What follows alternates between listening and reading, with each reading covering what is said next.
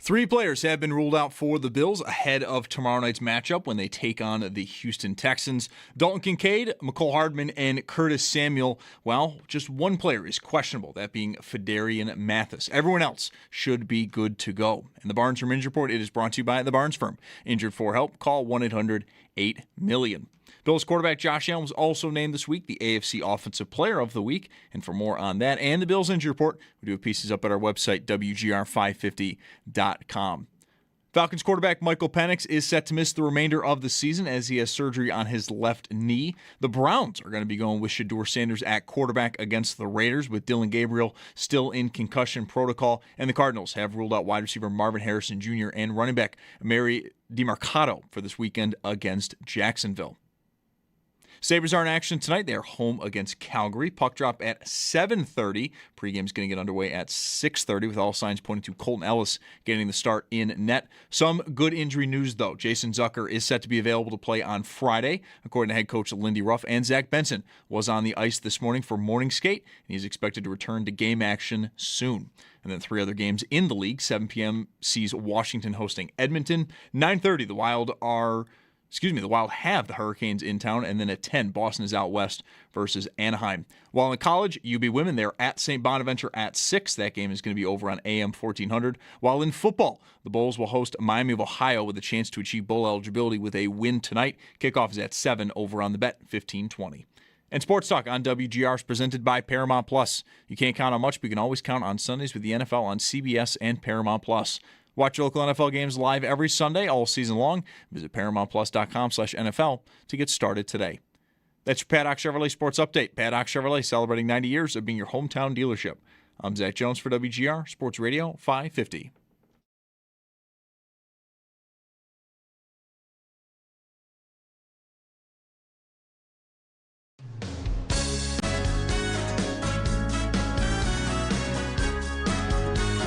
Schopp and the Bulldog. Uh-oh. Guess what day it is? Guess what day it is? Huh? Anybody? Monday, Tuesday, hump day is halfway. It's Mike Schopp. Mike. What day is it, Mike? And the Bulldog. Hey, guess what day it is? Oh, come on. I know you can hear me. It's Mike Schopp and the Bulldog. Guess what today is? It's Hump Day. Woo-hoo! On WGR. Hump Day. Sports Radio 550. Calgary tonight. Bulldog is joining us today from the Dash's Attic. Who do you want there? The Attic brought to you by Dash's Markets. Pick your favorite. I'd be happy to have Dash's name on the Attic. I would. You know what? I know in an era of corporate sellouts, I really do. I love doing their ads because I do go there like 3 times a week. I really, really do. It's so close to home. It's super convenient. I love it. You would never advertise for any place you don't believe in. Now I'm thinking like I might want to get every room in my house sponsored. And even if it's unofficial and there's no actual revenue, I'm just going to start putting up logos. Yeah. Maybe like bedroom, hallways. When I was a kid, will this surprise you? When I was, I don't know, maybe like 6 or 7 years old, I named every like room, hallway in our house for like one of the Grand Island streets. And I put signs up, like just index cards or something, and taped them to the walls. So like to go from the living room to the kitchen, you had to go like down Whitehaven and then turn left on Staley Road. A little bit crazy. Just I was young. I wanna say that's weird. Your house as a town. Not surprising. It's not surprising, but also weird. I'll take it. Your house as an actual community where, I mean, signs for different companies that we talk about. I'm just leaning in to see how my face is. It's not the room that we usually sit in. My face is really big and fat and red. Oh, up here. There's a testimonial right there. I just leaned way into, and I'm wearing a red shirt too, which I think is probably all right, only enhancing the redness. I don't know. You'll figure it out. Maybe pull some of the red out of. All right, I'll stop anyway. So I want to get back to a comment you made maybe even a month ago Oh, boy. What is today? November 19th. Whenever it was you said, I don't think we're going to make it to January. Yeah. Last week at this time was every day. Last week, the whole week. Last month, the whole month was what they should do at the deadline until it became what they didn't do at the deadline. The deadline was a while ago now, but it was like right now, last week, we're talking about Jalen Waddle and how that didn't happen. And did the Bills want to do it? And maybe they did, but they couldn't. And is that the same thing? They go and score 44 points with Allen over 300, not only despite no Kincaid and no Coleman, and those are different from each other. Yes, very much so. Yes. But what did you get from Shakir in that game? Negative yards. Yep. And it still happened. And I just want to take stock of here whether, like, are we good? Or are we still, like, not going to make it to January? Are we over the anxiety of what didn't happen at the deadline and what Coleman isn't? Like, do we still care about these things? Or are we just going to, have a shower, take a shower, have a drink? Why do I always get that line wrong? Take a shower, have a drink, and, like, just put our feet up and watch the rest. I am definitely going to take a shower and have a drink. But I don't think I'm going to put my feet up and just watch the rest. I mean, that would be, maybe that would be relaxing. No, I think as soon as there's another sign of them not having enough at receiver, if it happens, which, I don't know, like one particular week, one particular matchup, their best cornerback left early, I don't know.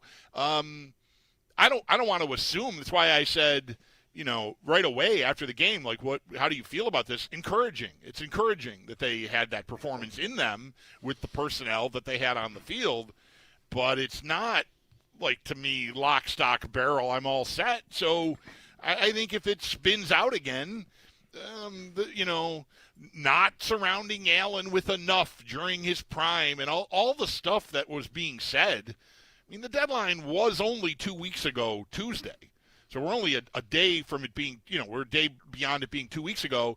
And furthermore, 4 or 5 days after the deadline, we got pretty juicy details about what they tried to do at the deadline, which is why they kind of swallowed us whole last week. Of course, coupled with the not devastating, but just horrible loss to Miami, just led you there. So I think it's like anything when it pertains to this team. If it's dormant for now because you sound like maybe a lunatic complaining about it after that performance. I mean, it's not like they beat Tampa 44-32 by running it all over them and they didn't need their passing game. The passing game was absolutely what they needed, and they got it, and it worked. So you just got to stand down. Everybody go back to their corners. Yeah. But I think people will come out swinging again maybe that might include me. Because I do think it is a very troubling sign to me about the overall here that they wanted to do something and were seemingly willing to do it, a thing that might have made Brandon Beane have to swallow hard and feel kind of bitter about it, but they seemed willing to do it. And leak it. I still don't buy that. So I don't know. Who wanted you to know? Who wanted you to know that the Bills wanted Waddle? Agents. I don't know. I don't think it. The reason I object to this, it's possible you're right. I don't want to believe that the Bills would be so short-sighted to think that hearing that they tried real hard to trade for a guy was going to make them look better. I think that's amateur hour. And if that's who's running my team, I have bigger concerns than them not making a big trade 2 weeks ago. Okay. I mean, I don't disagree with that. I never have. But no one else benefited from the world finding out that they wanted to trade for Jalen Waddle. No one. Like, not Waddle, not the Dolphins, nobody. And then there was a woe is me, we couldn't trade within our division. Quinnen Williams was like the same report.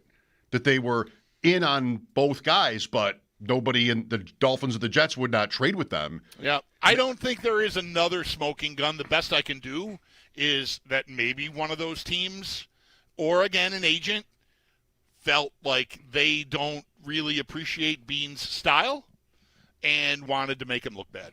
Because I think it only makes him look bad.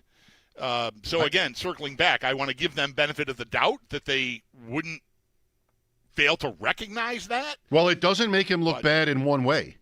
And this is why I think it's logical to think that he did it.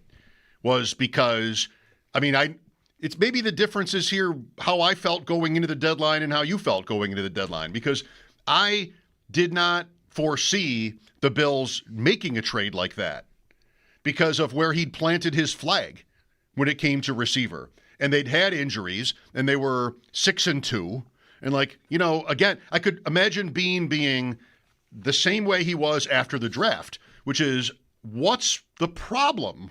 What am I not getting with this roster? I've got my running back is going for 200 yards. My quarterback won the MVP. I don't get the fervor over this.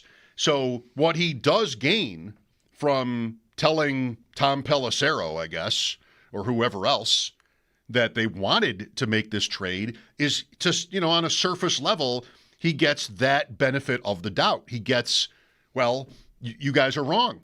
I did want a wide receiver. Yeah. And this is what Kevin Adams does every time. And you're saying here, I want to think the Bills are run by somebody better than Kevin Adams. I honestly think that kind of judgment it's horrendous judgment if that is correct. And I guess I can't really. Well, I don't know. I don't want to say I refuse to. If I learned that it was actually the case, then I would have to live with it. I just can't. I can't fathom it. And I'll tell you this too. I want to be careful, but a part of that to me is also other things that had nothing to do with Quinnen Williams and the Jets and Jalen Waddle and the Dolphins that I was hearing running up to 4 o'clock 2 Tuesdays ago that they were in on and upset about. And none of that got out, and it also would have served the purpose.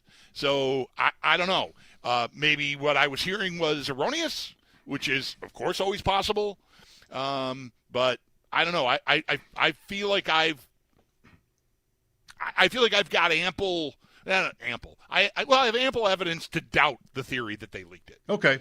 Because I think there was enough other stuff going on that didn't get leaked. Like, I don't know, if you're going to open that door, right? If you are the Bills and you are going to tell the world I tried to do this, why not tell them you tried to do that too? I don't know. It might depend on the specific player or the team. Yeah. Who was traded. I liked your logic the most at the deadline about how they might have wanted a lesser player, but decided to roll the dice on a bigger fish, if you will, yep. And they failed. And that made sense to me. And then, if you're there, then it goes back to, well, I can see why they'd want fans to know that they made the effort. That's a good point, Mike. That is the best reason I've heard yet. Because I think a lot of the frustration was, you didn't, a 4 and a 6 for Shaheed. What are you doing? Why didn't you do? We're going to use that deep speed return guy. We're signing McCole Hardman now. Like what? Right? And my explanation for that was, I think they were hunting for Brian Thomas Jr. or Chris Olave or Jalen Waddle or Quinnen Williams and didn't want to give up assets for a player that wasn't at that tier. So hearing it validated that they did try to do that does give people reason to maybe excuse not getting a lesser player. Well, that holds water, I think. I still want to sort of get back to how it looks now through the lens of the deadline and just all the stuff we've been arguing about for so long now that the Tampa game has happened. And Tyrell Shavers had a day. And, Hardman is out, but that they got what they got out of their wide receivers, even with Shakir healthy and giving them -3 yards for the day. That shouldn't be ignored in this. I do want to, bring that out. Bring that up. What now? For me, and this doesn't always serve me well in this setting, but okay. We think they're fine at wide receiver. No, then we think they're terrible at wide receiver, but they can run it great. Then they can't run it great. And we're just on this roller coaster through the season, and every week gives you different talking points, different arrows up and arrows down, as Sal would write it. Every week is like that. Most seasons, the Bills have come as close as any team, pretty much, but most seasons are not such a free ride that you never have ups and downs. So here is this season, and the thing that I've just kind of like wanted to settle for, or I don't know, just for my own sanity, but again, doesn't do great for me in terms of having a conversation about this for hours every day, is it's all just going to be about what happens at the end. And Tyrell Shavers could make the play to win them a championship or get them to a Super Bowl at least. And what is our backstory going to be? Like what is our narrative going to be? Well, he was there all along. Coaching failure to not play Tyrell Shavers more. Good thing they didn't trade for Jalen Waddle. And he also could make good to great plays in every game from here till that point. But if he doesn't in January, then you're going to circle back to the place you were standing before it all happened. Then it's how could you have possibly let this come down to Tyrell Shavers? Exactly. And that's Davis now. And none of that is, that's not, I don't know. It's not unfair because we all know, and they do too, that they're going to be judged on what happens in January, right? But it isn't fair to a guy who might make a bunch of great plays now and just not be able to pull one in, and then suddenly it's going to be, I told you.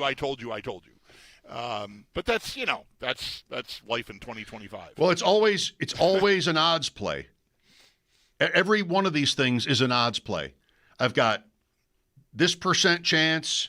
Do I make a trade because somebody could get hurt? Or I don't want to use Keon Coleman anymore? Or Kincaid isn't coming back? I mean, that's not, I believe, the case, but whatever. Like, just sort of the hidden thinking behind what to do. You can't be too safe. I like my team. I might even love it.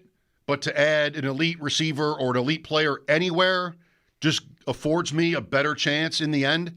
Like, it's always just an odds play.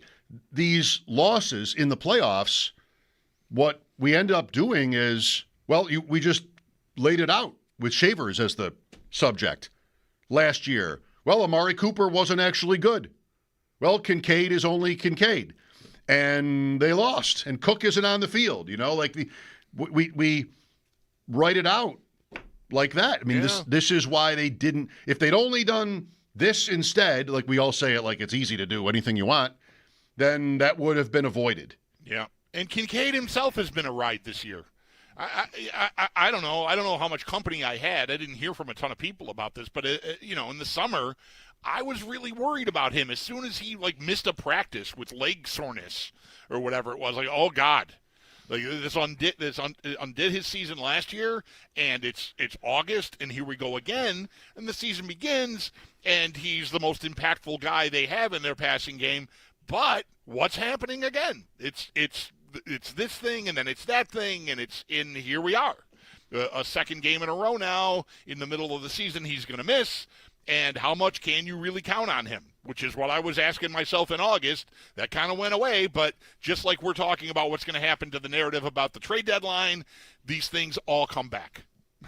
Or they don't have to, but they often do. And there's another example of, I was worried about him. If you worry about everything, you're going to be validated eventually. Yeah, right. By the way, he has the same number of receiving yards this year as last year, Kincaid, in several fewer games. You'd expect the Bills to get him back at some point. But, I mean, he, for me, is a tricky one because, on one hand, I mean, he was hurt when they drafted him, or it didn't work out, and that was one of the red flags about Kincaid at the time, was that he just wasn't physically ready. I don't know what his college career was for this, but on one hand, sort of like it's kind of been the theme in his career. On the other, though, does that mean I have to predict him getting hurt? Is he, quote, injury prone? Like, I don't know. This is a new one, right? Hamstring? Yes. So, I mean, is it a function of who he is as a player, or is it just something new and fluky? I couldn't tell you. So I don't know what to do with him. But are you feeling like Coleman will play now? No Samuel, no Hardman, no Kincaid. I don't feel strongly that he will. That might be misguided. They very well may want to just say, okay, we smacked you pretty hard publicly. You answered the questions after the game. I know McDermott complimented him for standing there and facing that. But I don't know. I mean, Elijah Moore and Curtis Samuel have been the guys that are really trading off. He's not like Davis to me is the one. I know Shavers had the game, but Shavers is not coming out ever because of special teams. Even if he doesn't go 4 for 93 and a 43-yard touchdown last week, Shavers, I think, was always staying in the lineup. And so, but like Davis, is he healthy? Did he come through Sunday well enough to play 4 days later? That's the big question about Coleman to me, because if you're looking for someone to replace Samuel, right? Coleman's not a McCole Hardman substitute.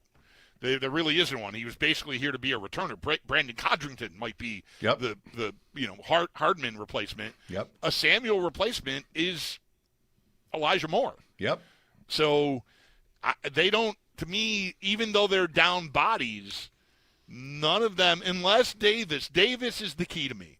If Davis is, they don't try, like he's sore, there was swelling, whatever. No one's heard any of that, right? He's not even on the injury report. I don't know. Like, do I have to put Coleman back in because Samuel is missing the game? I think the answer is absolutely not. I think something would have to be wrong with Davis for me to assume Coleman would go back in. Assume. Okay. That doesn't mean I'm ruling it out. They might just want to avoid the appearance of scratching him again with other injuries. But I think Moore is available, and to me, he and Samuel have been sort of taking turns being inactive anyways. Yeah, it makes sense. Codrington. That could be right. And he is back. On the practice squad, right? You'd have to do the elevate. And Sal will come on later and explain that for the 50th time because I never remember. Elevations, 3 per guy, 8 per seat, whatever it is. But they could do that if they wanted. I'm pretty sure of that. Okay. Bills and Texans tomorrow night. We'll look at the playoff picture again. Is it funny to think about? Is it interesting at least to think about the deadline, the post-deadline, the post-Dolphins loss arguments of last week? Are you kind of still there? Or are you all the way over here now, which is, oh, yeah, maybe we were just we were bored. Everything is good now. I can't imagine many fans who were really riled up about wide receiver or have been for the whole year or for years would really be off of it because of that one game. But, it was pretty good. And you got Davis and you had Shavers and you had the whole thing fit together. Yep. My Jackson Hawes bet did not come through. Shakir did not come through. But you still had 44 points and a lot of offense. It's funny, right? Even without Cook, mostly, in that game, too, that all happened. So Cook's biggest play was in the passing game. Yeah. Let's just not lean on everybody who's been good for us and see what happens. That was the Bills' thinking going into the Tampa game. Let's just ignore bold everybody that's helped us and see what we get. We will talk some more after a break. 803-0550 for your calls. Sal will join us later from Houston. The Sabres host Calgary tonight. 6:30 pregame with Paul Hamilton. Mike Schopp and the Bulldog here, WGR.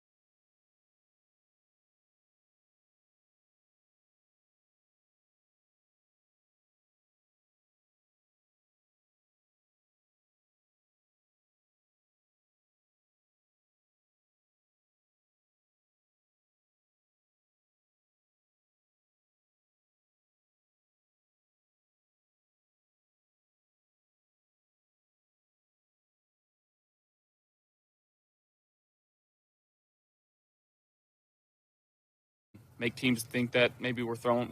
We have the opportunity to do that. Now, obviously, we want to complete those, and if we have chances, we gotta take advantage of them. And that one's a close play. It's a tough play, but I still think I take that throw 10 times out of 10. Josh Allen and the Bills off to Houston. Sal's on the trip. He'll join us around 5, depending on when they get there and whether he can find a safe space to call us from. Just getting ready for tomorrow by looking up the Houston weather, because even though the game will be played indoors, I'll need to tell you, because of sponsorships, what the weather is like in Houston, like 11 times. 84 right now. Not that it matters at all. Yeah. What it's going to be like there tomorrow, but 84. That sounds all right. Yeah, that sounds pretty good. You and I have been there. Yeah, we've been to Houston. Yeah, I was last in Texas just about 5 years ago. No, wait, 4 years ago this week. Yes, nobody went anywhere 5 years ago. Right. So cross that off. I 5 years ago I did go to Texas 5 years. You could do anything in Texas 5 years ago. You had to get out of New York. You had to get out of New York. I did. I went to Amarillo 5 years ago. 4 years ago, Wow. I went to Wichita Falls. Yes. And I was just thinking about this today. Not that I got a Facebook memory, but it is the time of the year. I'm glad I made that trip when I did, because I saw my son play the last real competitive hockey game he ever played on that trip. Like a month later, he was home and done playing hockey.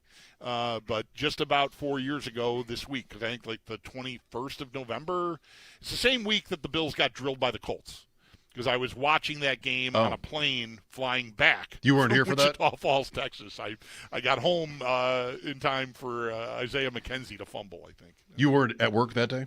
No, you were solo that day. Oh, wow. I was flying back from Texas. Houston, I think, was my favorite Super Bowl trip of the 5 that I made. 5 or 6. Really? I think that was my favorite. Wow, because I missed you. You were in, San Diego and New Orleans? Went to New Orleans alone, and I was a little bit hanging out with Larry Felser, which was fun, but I didn't really. Brad was there. Just didn't really have a game in New Orleans. So just a lot of casinos and wandering the streets alone. San Diego was the second one. That was with Chuck Dickerson. He and I didn't hang out, so it was much the same. Third would have been Jacksonville or Houston. I never remember the order. Jacksonville was first. Was the first one. That was you and me? Yeah. That was all right. Houston and then Detroit. And Houston was my favorite. The whole thing with the poker guy and Kenny Mayne and the racetrack. Yeah. We went to the racetrack with Gary Stevens. That was fun. That was really fun. That really was fun. Yeah. That was my best one of those weeks for doing things. Yeah, using stuff we'd acquired through the week for free in the media center as pot for Kenny Mayne to play poker with. Yes, and Phil Gordon. Yes. Yes, and Paul. Paul always makes it more fun. That's right. Paul was on that trip. Paul was on the trip. Then we all went to that restaurant, and I left with people. Strangers, yes. Yeah, yes. I'm just going to go do this. I'm all pumped up from the week. I'm just going to go with them. That dinner. And then how many people were at that dinner? 10. 10? That is paper guys. Yeah, newspaper guy. I think the late Alan Wilson was at the table. If I remember correctly. He was. That might be it's not the only time. I mean, I've been out to other dinners with lots of people, but as far as a work trip goes in this business, that's the only one of those I ever really had. Okay. We didn't do that really. We didn't do any of that when we were in Jacksonville or in Detroit that I remember. We went out, but mostly just with you, me, Paul, and whoever else we had tagging along with us. But that was kind of I see these pictures, Sal traveling, and there's these huge tables of people eating in Indianapolis. I very rarely have done that, and that Houston one stands out as having done that, and I enjoyed that. Yes. And then losing you. It didn't end well for me. Not knowing really, we weren't really great friends yet then, were we? I mean, it was a second Super Bowl, so we've been working together for 2 years plus. Yeah. But I wouldn't describe us as particularly close. Okay. Certainly not all the many years later now that our friendship and partnership has evolved. You left the restaurant with people I didn't know. Yeah, 2 people. And I really didn't know if you were going to be there in the morning. Like, I had the rental car, and I remember we had a pretty early call to get up, and I'm going to check out, and there you were in the lobby, right on time. Oh my gosh. Credit to you. It's been too long for me to actually remember like how I got out of what I got out of there, but I was in a car. It was in the back seat of a car, having left the restaurant with 2 people, and we were making plans, and then some sort of drugs appeared from them before we pulled out. I wasn't driving. Before the one woman pulled out of the parking lot, she and her friend started to do something. Right. And I got out of the car. Like, that's it. I'm not going with you. And they're like, what? And I'm like, no, I'm out. That's how I was raised. I'm out. Yeah. And I was part proud of myself and part what an idiot. What did I just This could have been really cool. Yeah, you're right. It's could have been an all-time story that you could never tell on the radio. Right. It's what it could have been. It's barely tellable. Right.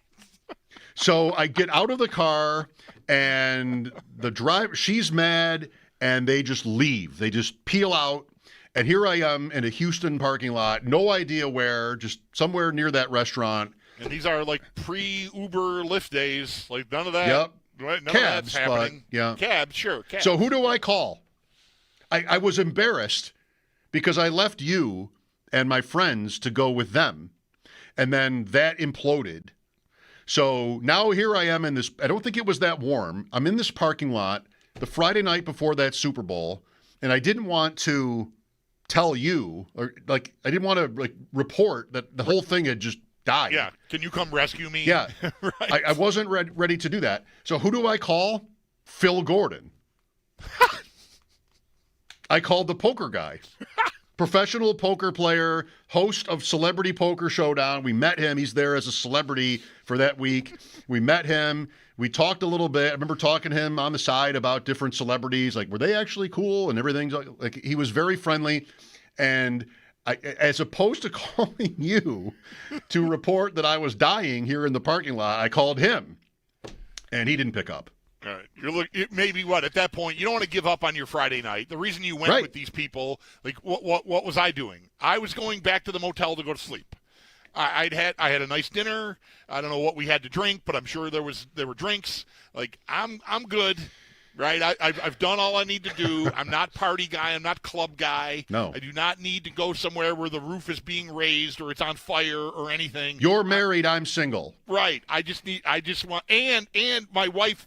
This is Houston. Yes. Yeah, I think she's pregnant with Leo. Okay. I want to get home. If the week is over, all I want to do is get on the plane. Yeah. So I'm a buzzkill. So yeah, you're calling Phil Gordon. All I'm going to do is if I pick up, all I'm going to do is come get you, right? So you probably are well, Phil Gordon's probably got action. I need something. Let me get some action. I'm single. I'm out in Houston. I just turned down action potentially in this car. I did. I turned down quite a bit of action in that car. Multifaceted action. Yes. Illegal out. action. Pass. I'm out. Right. Call Phil Gordon. Nothing. Yeah. And then it was, as it happens, it was upon our arrival in Buffalo the next afternoon, I got an email from my future wife, who I was not seeing at the time, just to tell me that her grandmother had died. And that was something we bonded over, that our grandmothers had been friends in the 30s. And so, I was not expecting to hear from Carolyn that at all. And I got home from Houston. Get in touch with her. She got in touch with you. The night before blew up.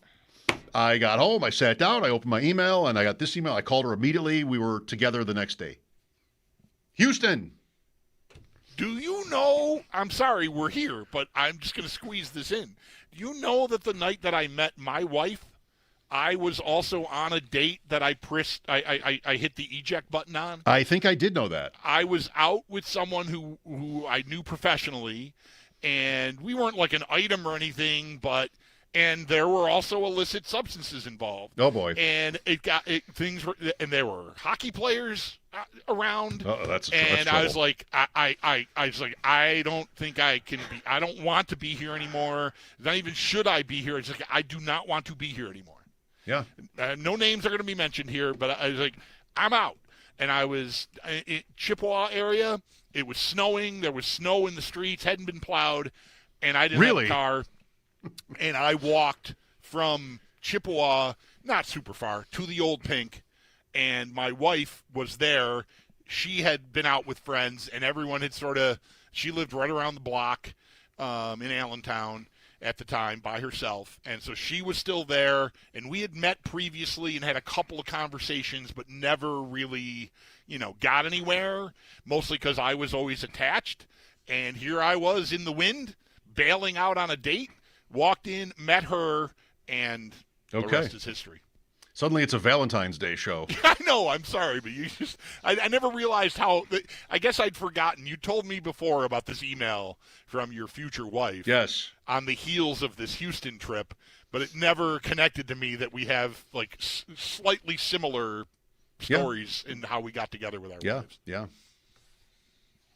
Anyway. Let's break, because there's no segue. Right, there isn't. No. I'm taking a call about the Bills linebackers right now. Timeout. Sal will join us later. We'll talk Texans at 4. Mike Schopp and the Bulldog here, WGR.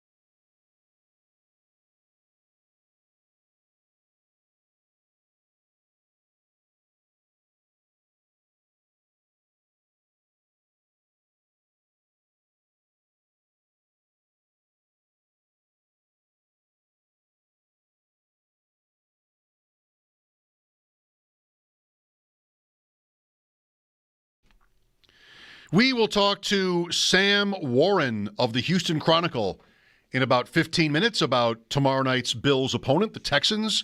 It'll be Davis Mills at quarterback for Houston. No C.J. Stroud, who was at quarterback last year when the Texans edged the Bills in a lower-scoring game. I'm not sure you'll know the answer to this. You'll know it if you heard it. But I got that text from Sneaky Joe this morning at 7 o'clock. And it sounds like I'm annoyed, but I actually love it. How the Texans have had 8 different leading rushers their last 8 seasons. And I'm like 20%. Joe, couldn't this wait? And I'm 50 to 80%. Ooh, this is exciting. I'm going to get up. Right.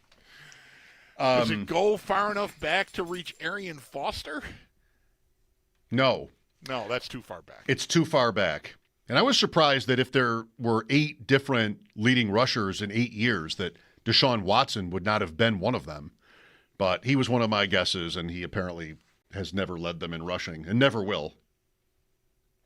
This year, I'll give you this list later maybe. This year, for the moment, it's Nick Chubb.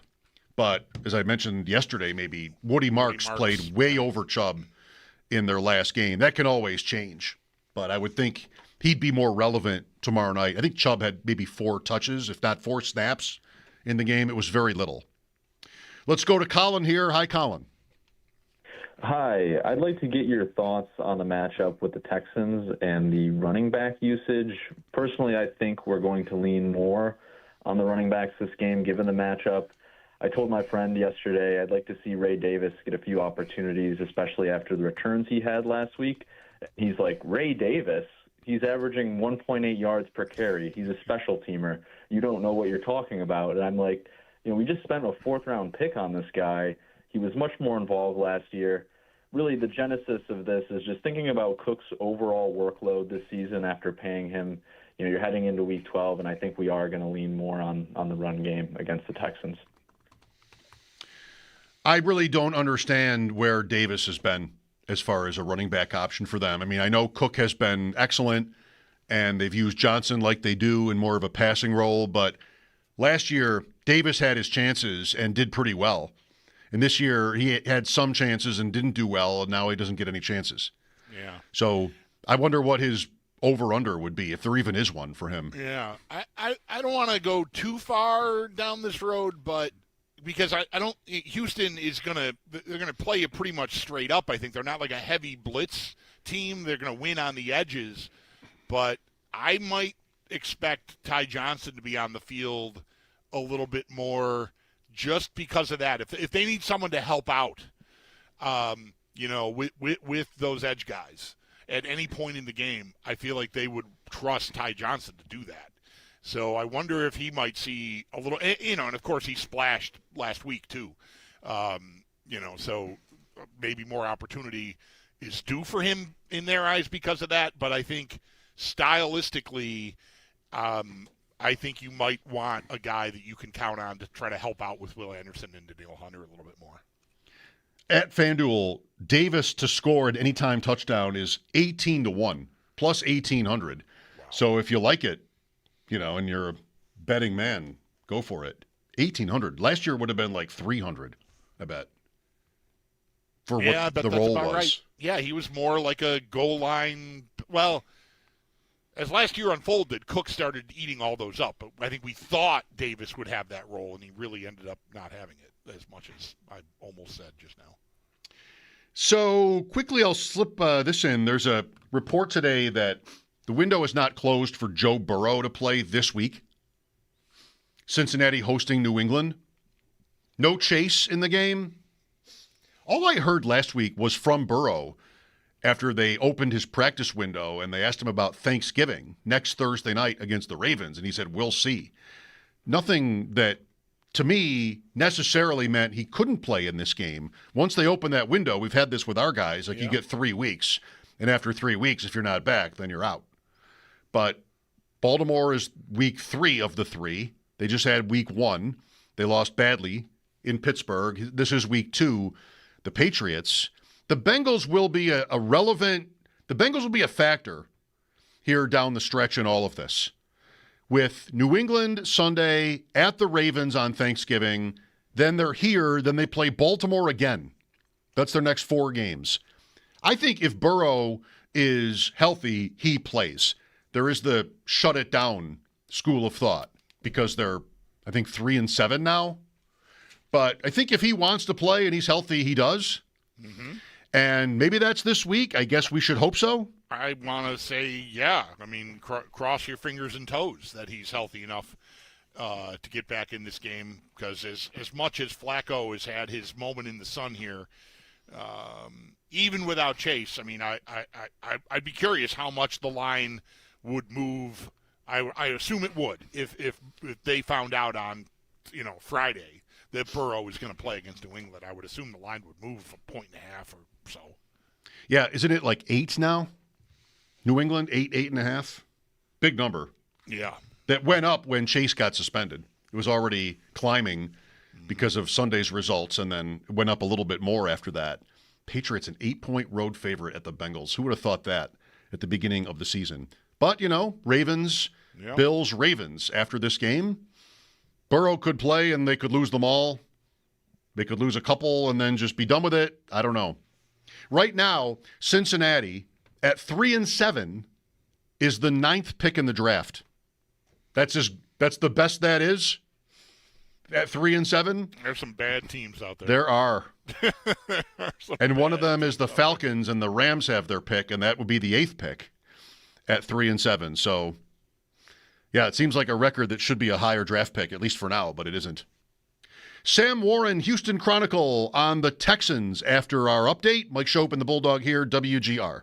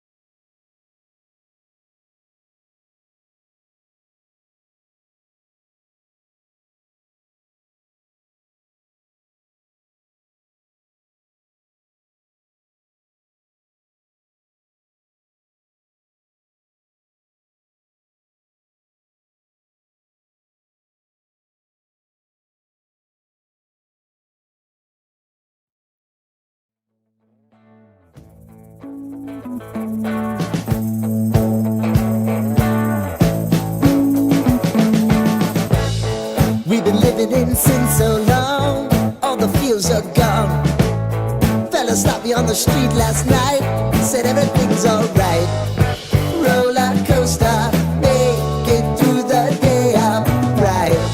It seems your meal ticket is gone, but life goes on. I could never imagine something better. Yeah, right. Now you're cooking on high heat in the middle of the street. Roller coaster, take me to a better time. Let's go. All sing your high line with the roller coaster of life. Yeah. It's time to all choose your timeline on the roller coaster of life.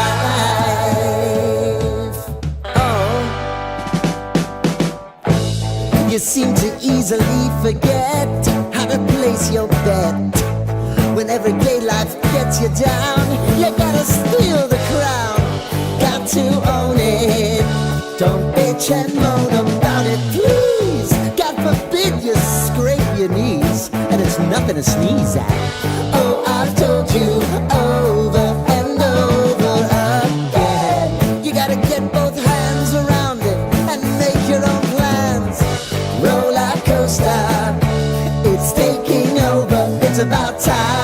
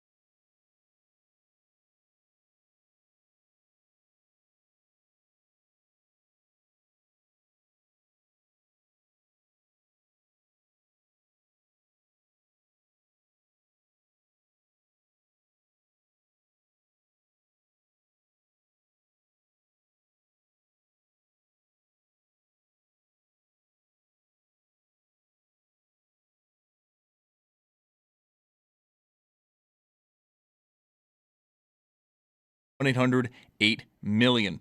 Some other Bills news, Josh Allen was named the AFC's Offensive Player of the Week. And for more on that and the Bills injury report, we do have pieces up at our website, WGR550.com. Some quarterback news in the NFL. Falcons' Michael Penix is set to miss the rest of the season as he has surgery on his left knee. And the Browns, they are going to be going with Shedeur Sanders against the Raiders with Dillon Gabriel still in concussion protocol. To the Sabres, they're at home tonight, a 7:30 puck drop as they take on Calgary, 6:30 pregame. All signs point to Colton Ellis getting the start in net, and then some good injury news. Jason Zucker will be available to play on Friday, according to head coach Lindy Ruff, and Zach Benson was on the ice for morning skate and is expected to return to game action soon. We also have 3 other games around the league. 7 p.m. sees Washington host Edmonton. 9:30, the Wild have the Hurricanes in town. And then at 10, Boston, they are out west to take on Anaheim. While in college sports, UB women at St. Bonaventure at 6. That is going to be over on AM 1400. While in football, the Bulls are going to host Miami of Ohio with a chance to achieve bowl eligibility with a win tonight. Kickoff is at 7 over on the Bet 1520. And Sports Talk on WGR is presented by Paramount Plus. You can't count on much, but you can always count on Sundays with the NFL on CBS and Paramount Plus. Watch local NFL games live every Sunday all season long. Visit ParamountPlus.com/NFL to get started today. That's your Paddock Chevrolet Sports Update. Paddock Chevrolet celebrating 90 years of being your hometown dealership. I'm Zach Jones for WGR Sports Radio 550.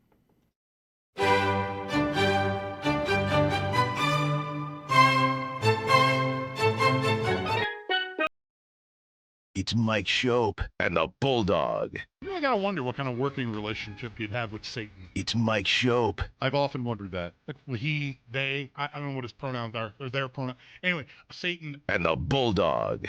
What's the upside of doing well? Well, maybe they're too busy making everyone else's life hell. Oh, boy. And wow. you might just be able to do your own thing if you're partnered with Satan. It's Mike Schopp and the Bulldog. They're too busy, making Scott Norwood miss field goals. Oh, come on. On WGR Sports Radio 550. All right, UB Miami tonight. Let's go. I slipped in yesterday that Sam Panayotovich had Michigan State in basketball over Kansas. No, over Kentucky. Right. Duke played Kansas. Yeah. Did you have it? Because Michigan State won by 17 as an underdog. I did not. Good for Sam. I never take Sam's advice. I shouldn't say that. I'm just being cute. I talked to him today to suggest that we move him on Friday because the Bills play tomorrow night, and then I don't know on 3:30. As great as of a guest as he is, do we want to have Bet Sweats talk 3:30 on Friday after a Thursday night game? I think maybe not. You and I discussed it, and his response to me to this idea was, "If you cancel me Friday, we are fighting." All right. Well, I don't want you to be fighting, and I don't want to be drawn into the fight, although I did concur with your assessment. And also, you told me, like, we had this whole conversation about him and the Leaves, like Sam versus the Leaves, and it seemed like he had a lot on his plate with the holiday coming up and travel. And so, like, give him a break, but he wants to do it. Let's get him on later. He also spends his whole Thursdays in New York working there and then goes back home to Boston. So we'll make a plan. With us now on the West Her Hotline is Sam Warren. I mentioned the UB game. Sam and I, we don't know each other, but I'm looking at his Twitter bio, and he and I have barely something in common. Sam, apparently you played college football for Syracuse, and I was once on the broadcast team. So that I'm stretching, but we both have, yours is more serious ties to Syracuse football. Play is probably a little bit of an overstatement. I was riding the bike for my 4 years, mostly there. I mean, still, it counts. Whatever, you got a uniform, brother. Count it. All right, Sam. Well, now Sam is covering the Texans for the Houston Chronicle. We appreciate your being on with us today. Last year, these teams met in week 5, maybe it was, and the Bills really struggled on offense. Houston gets the win at home. How are the Texans different this year than last? I mean, it's kind of the same formula that they're going off. Obviously, they don't have C.J. Stroud for this game, so that's going to be one factor. But this team has been winning games based off their defense. They're playing at a Super Bowl caliber level, kind of at all three levels of the ball. With Will Anderson Jr. and Daniil Hunter getting pressure, getting sacks, Linebacking core is playing well, and then the secondary is taking it to a next level. So they're really doing well on defense and winning games there. The offense has struggled at points. The previous 2 weeks, they've only really come alive in the late stages to pull out wins. But yeah, I mean they're kind of the similar team where kind of trudging along a little bit on offense. I know in that game last year, Nico Collins played really well before he got injured. CJ Stroud was playing well, but that's just kind of the way that they've been functioning and being able to win games so far this year. How opponent-proof is that defense in your opinion, Sam? Like, I, in other words, I guess I'm asking, is there an opinion there that they get fat on weaker opponents and better teams can exploit them, or are they just excellent mostly regardless of who they're playing? I mean, I would say that they've been pretty excellent regardless of who they've been playing. I mean, they played well against the Rams. They lost late early. They played pretty well against the Buccaneers, lost late early. They've been really kind of dominant against everybody that they've played against, and I think that tells you with them being number one in scoring defense. So right. They've really been able to get after whoever they've been playing against. And there's some things that the Bills do that could expose, I wouldn't say expose weaknesses, but could affect this defense more than others. But yeah, they've really been getting after everyone they've gone against. You mentioned Collins last year in that game. He had a big touchdown and then left, and he was gone 5 games. After that, it was a little bit mysterious from out here. It's like, oh, what happened? But he was out for weeks after that play, if not at least that game. Stephon Diggs, Bulldog, ends up leading the Texans in receptions and yards in that game, 6 at 82. Keon Coleman, 1 for 49 and a touchdown for the Bills to lead the way that day. Sam, so where is Collins at? Like, he has seemed to be unlocked a little bit lately. Is that to Mills' credit? Is that more of a game plan thing? Because I think he announced himself a couple of years ago as somebody that can really dominate. Yeah, I wrote a little bit about this yesterday, and it's kind of a combination of the two. They've really been focusing on getting him the ball kind of over since this bye week. He got concussed, I think, a week or two after they had their bye week. But the last 4 games, I think he's either leading the way or he's top 3 in targets in the league over that stretch. It's the most he's had in a 4-game stretch in his career. And they've really been dominant. I mean, he's really been dominant in the chances that he's got. But they've also done a little bit to scheme him open a little bit more. He's one of the better outside threats in the league, with him being 6'4", big guy, able to win with speed, but also able to get over guys and has that strength to play through guys too. But they've been moving him around a little bit more. He's gotten a few more targets out of the slot, been able to get him on some nickel defenders where he's going to win those matchups pretty much every single time.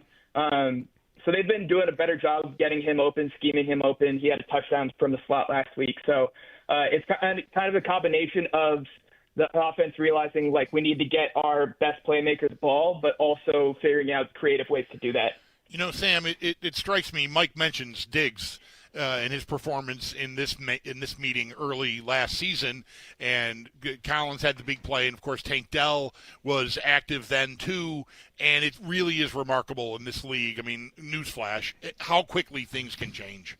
Like a year ago, I would have felt like, I think it wasn't nuts to say Houston might have the best receiving core in the AFC with those top 3 guys, and now only one of them is still active. I know Dell is still around, but he's recovering from tough injuries, and I know I did see footage of him at practice this week, but I still assume he's a long way from playing. It really is something how quickly something like that can turn. Yeah, absolutely. Those guys are all kind of out of this offense now. It's been a lot of relying on some veteran options. They brought in Christian Kirk. That hasn't been the most fruitful addition for them. And then they drafted 2 rookies at receiver within the first 2 rounds that it's taking quite a bit for them to get along in this offense. They've kind of unlocked Jaden Higgins a little bit. He's a big target opposite Nico Collins, can play downfield, can win in some go ball situations. He's played better kind of over the past couple of weeks and had some big plays. They've also had some success from Jalen Knoll, their 3rd-round pick, out of the slot. He's probably their most explosive receiver downfield outside of Collins.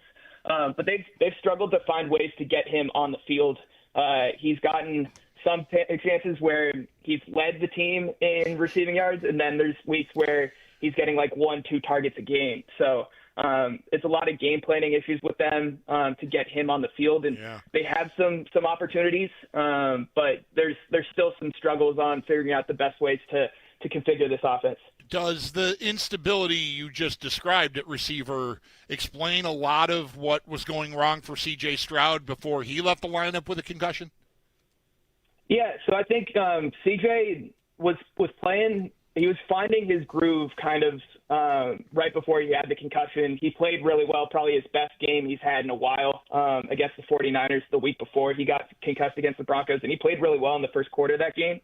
But it is a new offense. It was the first time CJ had gone through a new offense coordinator change in his NFL career. It's only 3 years, but the first time.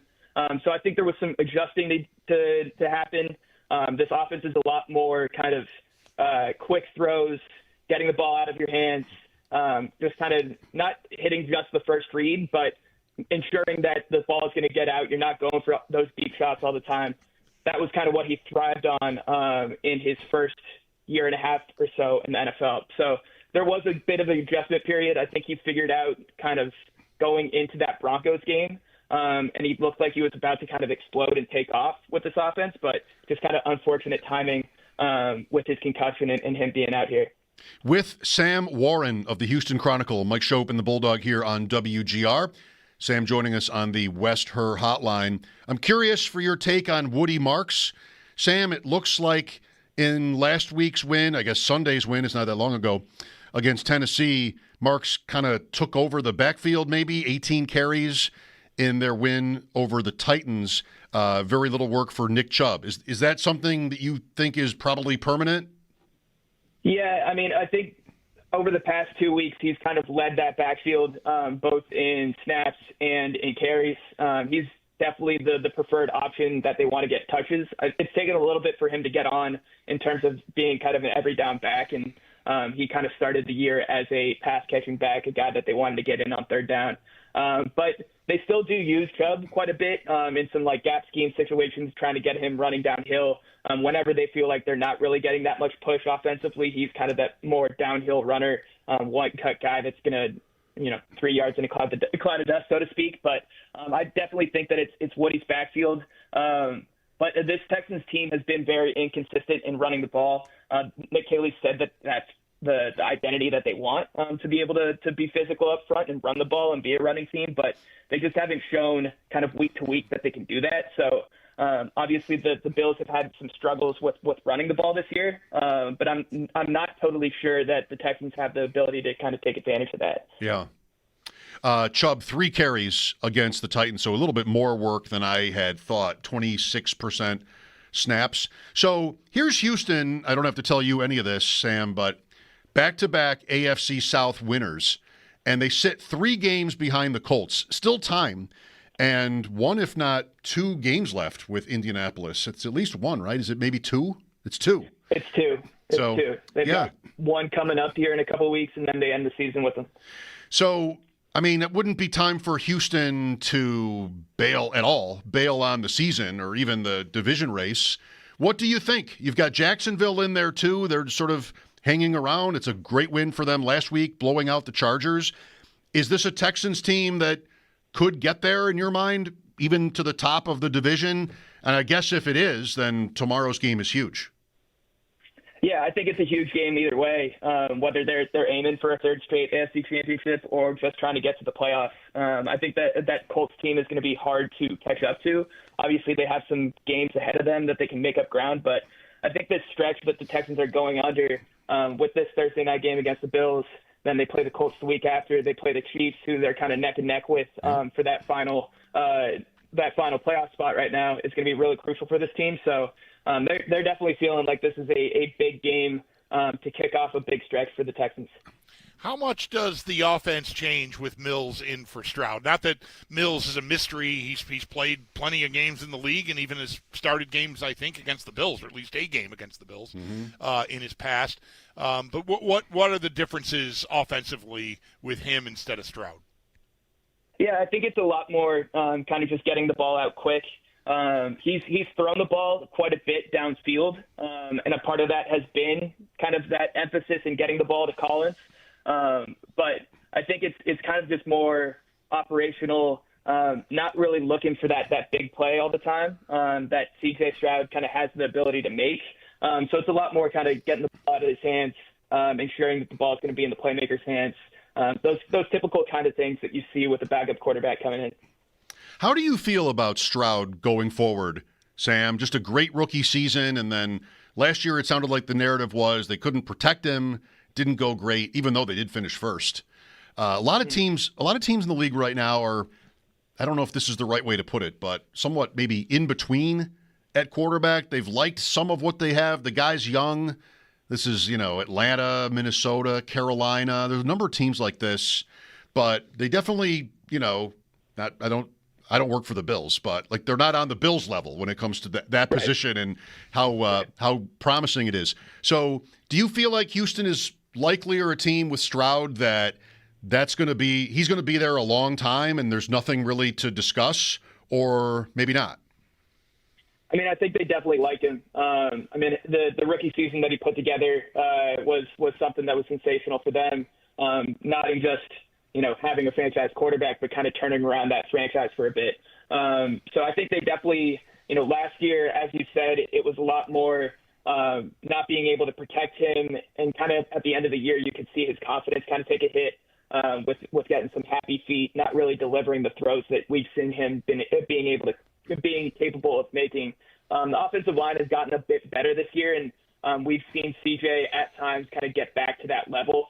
But I think, he's in his third year. They're expecting him to cut back for the Colts game and next week and, finish out the season.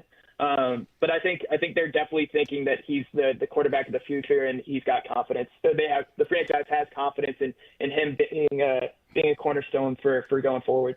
Okay. Sam, at the outset of our conversation, when I asked you about the defense being opponent-proof, you said that there might be something or some things that the Bills do well that could be challenging for the defense. I'm sure some people in our audience would like to hear you elaborate on that. Yeah, so obviously the threat of Josh Allen's legs is kind of the biggest thing for me with this Texans defense. We've seen at times this year the Texans not be able to take care of some quarterback scrambles, and it's really hurt them. It's really been a detriment. I think in their second game of the season, they gave up a scramble to Baker Mayfield that put them in a position to score a game-winning touchdown. They gave up a big scramble to Bo Nix that set up a game-winning field goal. They gave up a couple scrambles to Cam Ward on the Titans game-time drive last week. They gave up a couple to Trevor Lawrence. So there is some opportunity for this, with the way that this Texans defense can rush. Maybe it's overcommitting. Maybe it's a little bit of leaky stuff in the second level. But when you have a playmaking quarterback back there, they can have room to run the ball against this defense sometimes. And that's where kind of some of the biggest plays against this defense has come. So obviously Josh has some of the best ability in the NFL to make those types of plays, make things out of nothing. So if Josh can, make a couple of those plays, that's definitely going to be a detriment to this defense. Sam, before you go, so the Texans at FanDuel are plus 310 to make the playoffs. For where they're positioned, that might seem a little, pretty good price because they're not far back. But it's the presence of the Chiefs and their history, what Jacksonville is. But we talked about the schedule. Like the Texans are going to have an opportunity, at least by who they play, to get there. Would you predict this team makes it in the end or no? Yeah, I think they will, as long as CJ comes back healthy and he kind of finds that groove that he was finding before the concussion. They've got pretty much everything that they need ahead of them with 2 games against the Colts, They've got a game against the Chiefs. They've got a game against the Chargers, and then some weaker opponents like the Cardinals and the Raiders in there. So I think they pretty much have, I wouldn't say they control their own destiny at 5-5, but they definitely have a lot of avenues to get into the playoffs where they're kind of on the outside looking in right now. Right. They play the right teams to give themselves a chance to make it. Hey, Sam, before you go, what if you don't mind sharing with us, what position did you not play while you were dressing for Syracuse football games? Come on. Yeah, no, I was a receiver for Syracuse with Dino Babers from 2019 to 2023. Awesome. Our guy Sal Capaccio, if you don't know him, he's on his way down there. Yeah. He's a Syracuse alum as well, so you do know Absolutely. Sal. All right. Thanks for your time, Sam. We enjoyed it. Thanks so much, guys. Appreciate you having me on. You're welcome. Sam Warren, Houston Chronicle. Find him on, I call it Twitter, because I'm, very stubborn. I'm a stubborn Scorpio. I will not budge. At Sam Warren _3. Yeah, he's like 2 years ago he played. 2 or 3 years ago he played at Syracuse. Oh, my gosh. Wow. Yeah. When I just started to learn about him. Football guest we've ever had on the show. Yeah, probably. When I was learning about him, I'm like, oh, I wonder if we crossed paths. I was there in 2000 though, and he was probably not born. Right. So no, then. So I don't think he played for Pasqualoni. Probably. I played for Pasqualoni. By played for, I mean I'd have to interview him at the end of the first half every week. Right. That was always a pleasure. He wasn't bad. He just didn't really give you anything. The way that came out reminded me of Sabrina Carpenter and when she was with Paul Simon on SNL, the 50th year anniversary show at SNL. They opened it, I think, with a song to get Homeward Bound. I think that sounds right. She sang with Paul Simon, and Paul Simon introduced, ladies and gentlemen, Miss Sabrina Carpenter, and she said, the one and only Paul Simon. I've watched this several times. It's just really, really beautiful. And he said, I performed this song with George Harrison on this stage 48 years ago, or something like that. And she said, I wasn't born yet. And the crowd like chuckles, because of course she wasn't. And then she says, and neither were my parents. That's good. That is good. That line killed. Yeah. All right, time for the update, 803-0550. We started by talking about how a week ago we were kind of in the red on what the Bills weren't at receiver. Then they go and light up Tampa Bay. Are we good? Your calls are welcome. We'll look for them after sports. Sal will join us at 5 from Houston. Mike Schopp and the Bulldog here, WGR.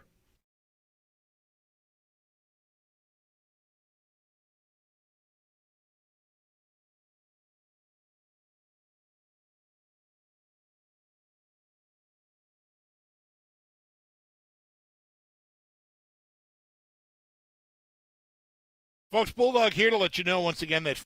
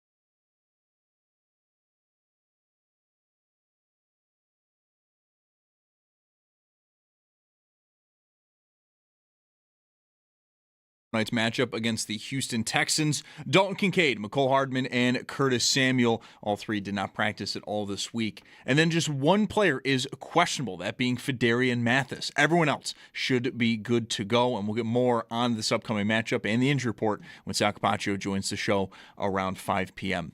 And the Barnes Firm Injury Report, it is brought to you by the Barnes Firm. Injured for help? Call 1-800-8-million. Some quarterback news around the NFL. Falcons QB Michael Penix is set to miss the remainder of the season. He's going to have surgery on his left knee. The Browns are going with Shedeur Sanders against the Raiders, with Dillon Gabriel still in concussion protocol. And while nothing has been confirmed for Sunday, Bengals quarterback Joe Burrow listed as a full participant today at practice. The Bengals do take on New England on Sunday.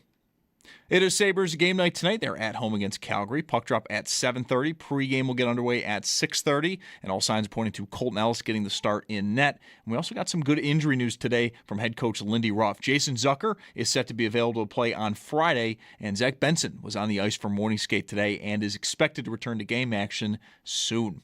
Then in college, UB women at St. Bonaventure at 6. That's going to be over on AM 1400. While in football, Bulls host Miami of Ohio, a chance to achieve bowl eligibility with a win tonight. Kickoff is at 7 over on the Bet 1520. That's your Paddock Chevrolet Sports Headlines. Paddock Chevrolet celebrating 90 years of being your hometown dealership. I'm Zach Jones for WGR Sports Radio 550.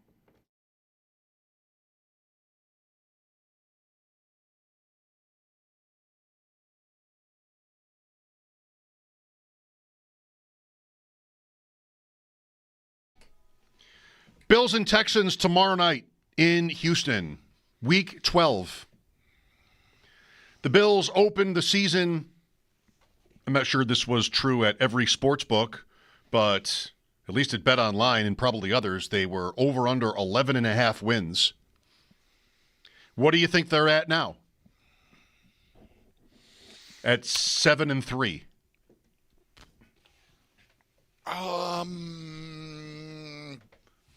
Maybe the same number? Exactly the same number. Yeah, I couldn't imagine it going down, but also going to 12.5 right now would be bold. Right. That's like saying they'll lose one more game only, and that'd be a tough bet to make. And this is 2. So if they win 12 and 5 and 2 from here, that would clear the 11.5. Right. But you wouldn't take 12 and 5, would you? I'm not willing to sign for it right now, no. I wouldn't either, because I think what is before the Bills is either New England slips and they're back to being the team that they've been for the last 5 years and were expected to be, and that's good enough for first place, or they're a wild card. And if they win 10 games, I think they're probably a wild card. Not necessarily, but that's 3 and 4 the rest of the season. I think they're probably still in. So what do I need 12 for? To win the division at 12, which probably also is not the 1 seed anyway. Right. The Patriots have to go 3 and 3. They're 9 and 2, so they'd have to go 3 and 3. They'd still be at 12. Then you'd have to beat them on ties, which is no given. Right. Yeah, I don't really need 12. I want to go for all of it, or I'll just take what I get. I might sign for 13. Oh, I would absolutely. Right now, I would sign for 13 and take my chances. Yes, I think you'd be nuts not to. That's one more loss the rest of the way. Yeah, I think you. Yeah, I know I'm not guaranteeing myself anything, but I don't expect this team to just run the table. What if the loss is the Patriot game? Then what good is it? Right. Then it's probably pointless. The Patriots might get Joe Burrow full participant today in practice for the Bengals. Let's go to Eric next. Hi, Eric. Hey, guys. I know you guys normally do your, would you take this if you could sign up for it right now? Would you take either KC or Baltimore both missing the playoffs over the 1 seed, or would you rather have the 1 seed if you could guarantee yourself getting one of them? What am I doing? They're both out? They're both out, but I'm not the one. Yes. Or you could get the one and they're in. Right. Yeah, I would rather have that. In this scenario, though, I could still be the 2, right? I'm not beating New England, maybe, is what you're saying. No, that I wouldn't be the 2. I need to win the division to be the 2. Because that matters, too. Like, that's 2 games at home. It's an extra game, but without them in the pool, like, I don't know. If I'm a wild card, then that's maybe not as juicy. But I think I would still, I'm trying to expand the question here and put a bunch of qualifiers on it. I don't think I would take it anyway. It's not like some flawless super team that we've been talking about for years is up top. It's Denver and Indianapolis and New England. And they're all new. They're all quarterbacked by second-year guys here, right? Patriots and Broncos, at least. Yeah, okay, sorry, yes. Yeah, Indianapolis is quarterbacked by a resurrection, basically, of a joke is what we thought. So I don't think I want to give up on the 1. I still don't. There's still enough games left that I think anything could happen here. So it is tempting to consider going through a playoff run, even having to play an extra game without having to deal with Mahomes and Lamar Jackson and Reed and John Harbaugh and all of it. But I still think the value of getting that week off would be too tempting for me to pass on right now. Me too. Do I have to play Week 18 like it matters? Or can I have Week 18 off also, like the Chiefs last year?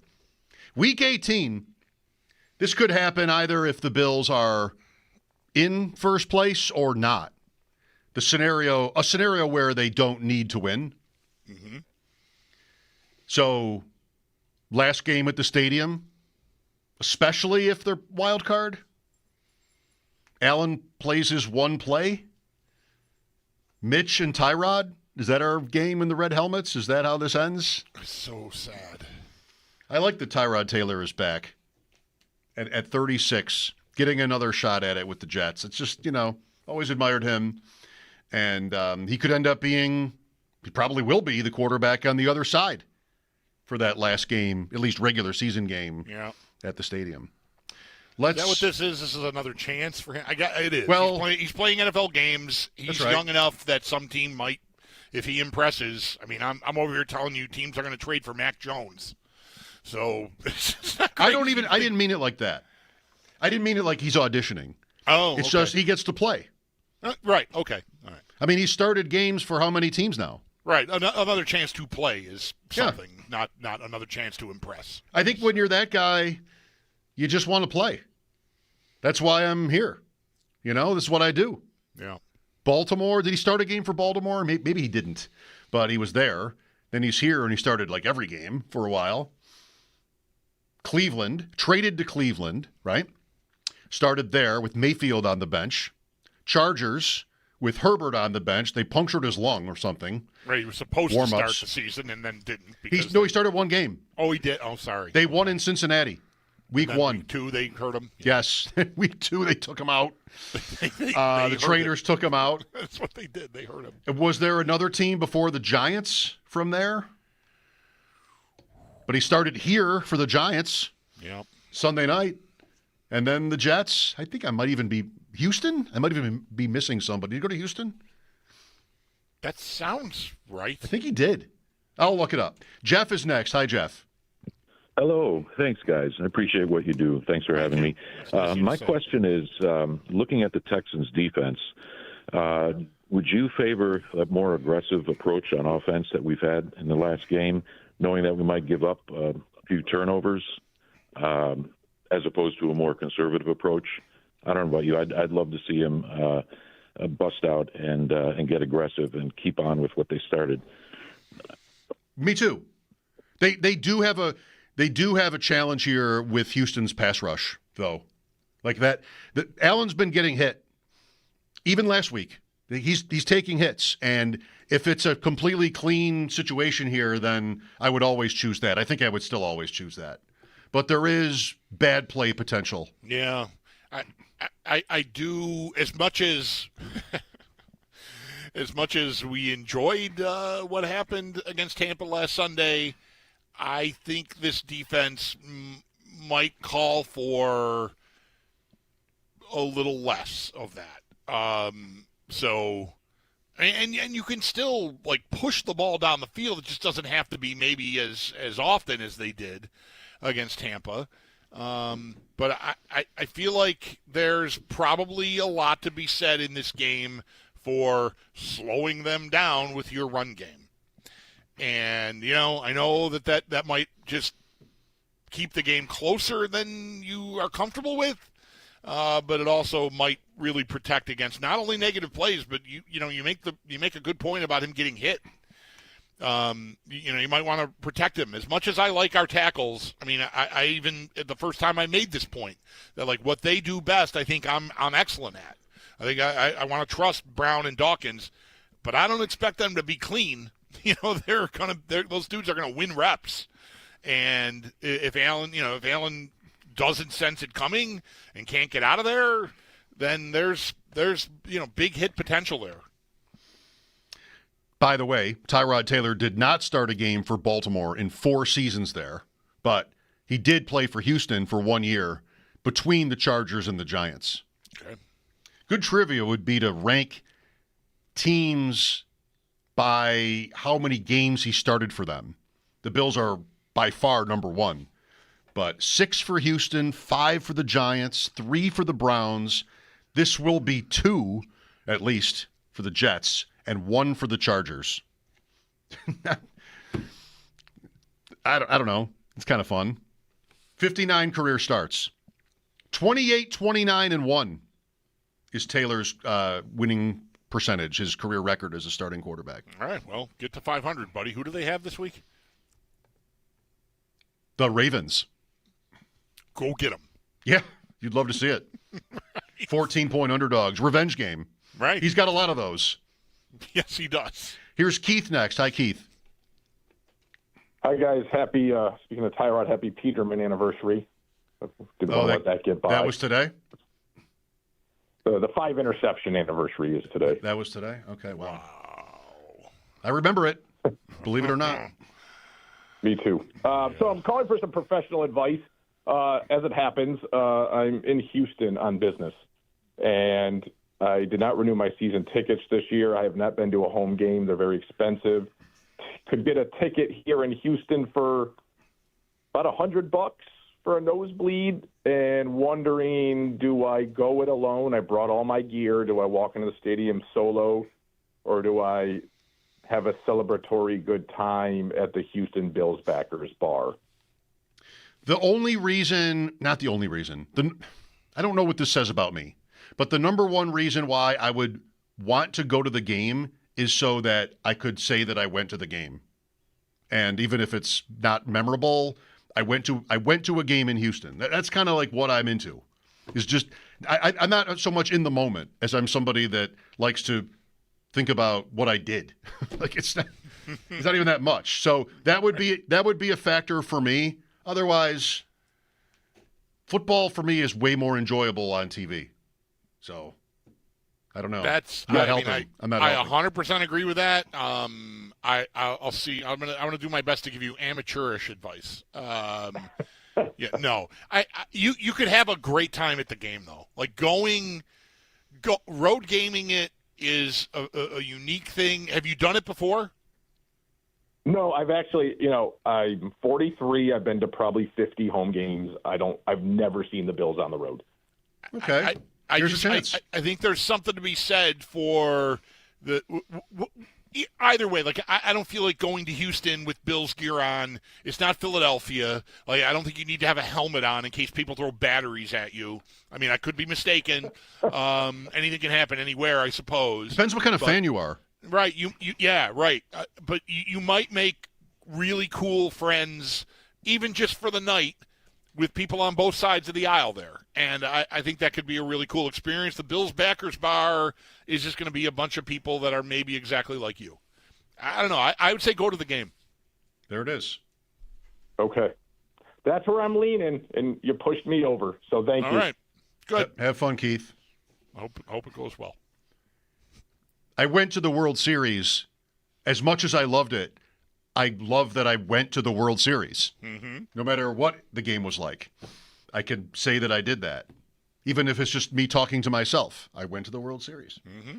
I was in Seattle 2 summers ago, and I've been to like 2/3, if not 3/4 of the major league stadiums. I'd never been to Seattle. And we had a Friday completely to ourselves. But I was exhausted from the trip already. And we had to get to the airport by 3 a.m. on Saturday. You've done this. Yes. We had this conversation recently. We had to be at the airport by 3, which was pointless anyway because nobody's even working there at 3. That's the 2-hour rule that I think is in my head. So I talked myself out of, none of my family wanted to go. It just would have been me on my own, Seattle for the Blue Jays on a Friday night. But I was just sort of like paralyzed. Like, I'm just going to be so tired. You know, a good person would go and embrace it and love it and then say they were there. And they're going to be tired anyway because you have to be at the airport by 3, whether you went to the ball game or not. Yeah, what I think you learned from this experience, what I learned from this experience, trying to go to bed at 9 o'clock at night and know you got to get up at 2, it's functionally, you're better off just riding it. I know. I watched the baseball game from the hotel. Right. Why did I do that? I couldn't sleep. So I'm not exactly going to be bushy-tailed in the morning. Either way. Yeah. That was a miss. All right, good luck, Keith. Sal coming up from Houston at 5. Mike Schopp and the Bulldog, WGR.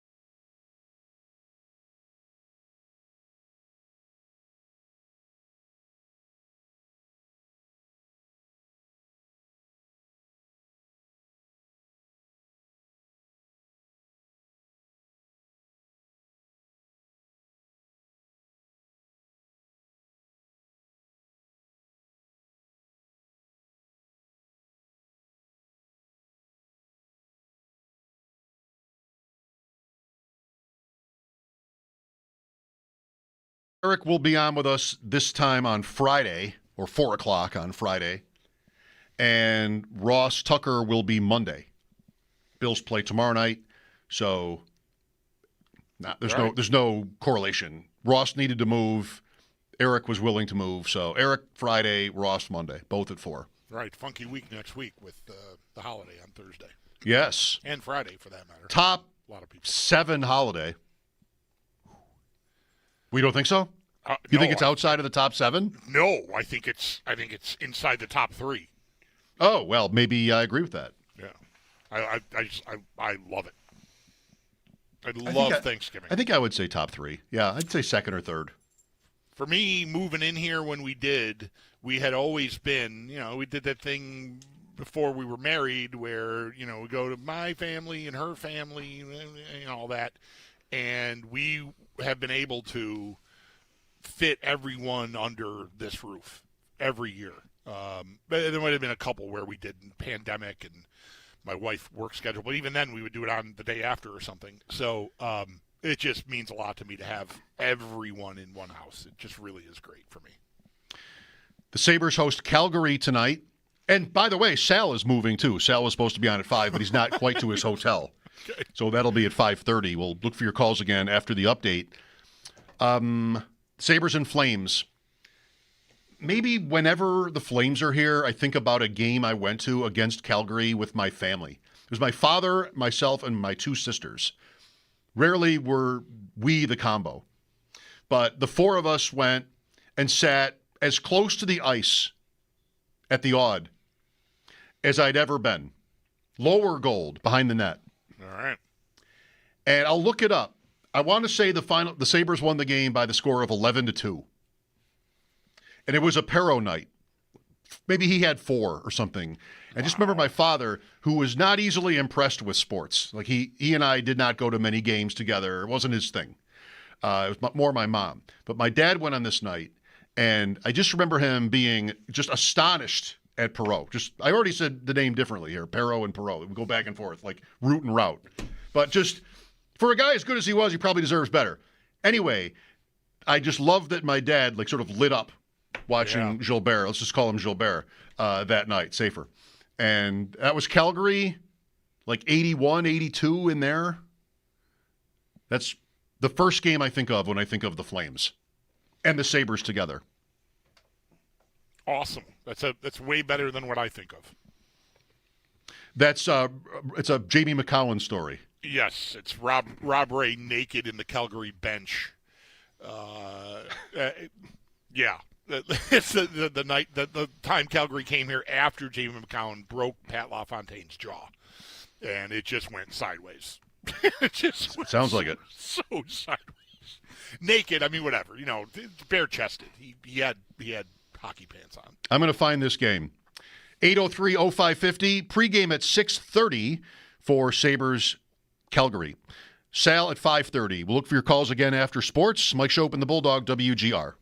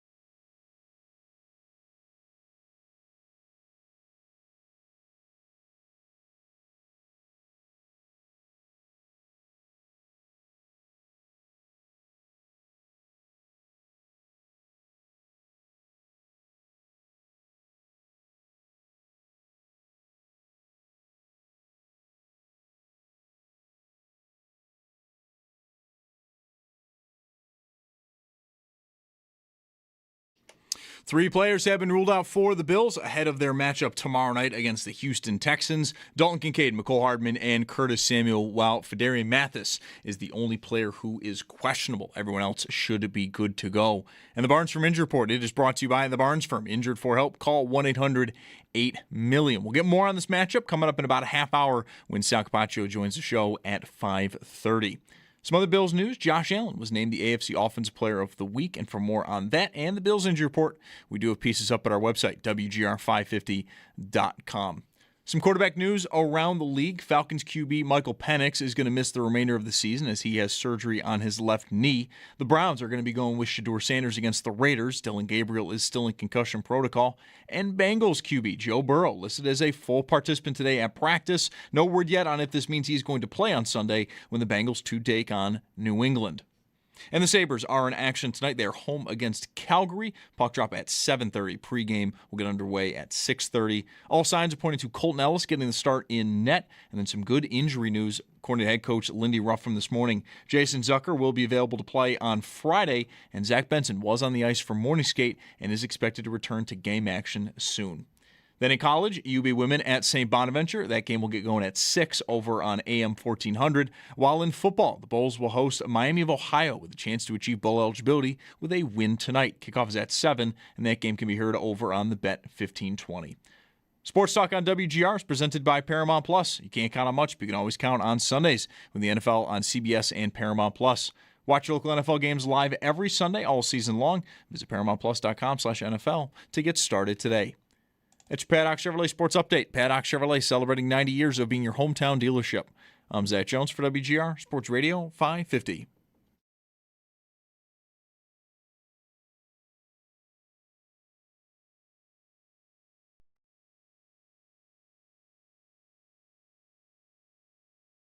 It's Mike Schopp and the Bulldog. I don't think that's a very good attitude. It's Mike Schopp. You don't think? You don't think? I don't think you should be butting in when I'm talking to my team. You're my assistant, okay? You're supposed to back me up and go get me juice boxes when I tell you. Now go get me a juice box. You know who you're talking to? It's the Bulldog. I'm talking to the juice box guy. You're crazy. I'm not crazy. I'm just thirsty. Why don't you go to hell? No, you go to hell. While you're there, why don't you grab me a juice box? I'm no juice box boy, I'll tell you that. Yes, you are. No, I'm not. Yes, you It's are. Mike No, I'm not. Schopp Yes, you and the are. Bulldog.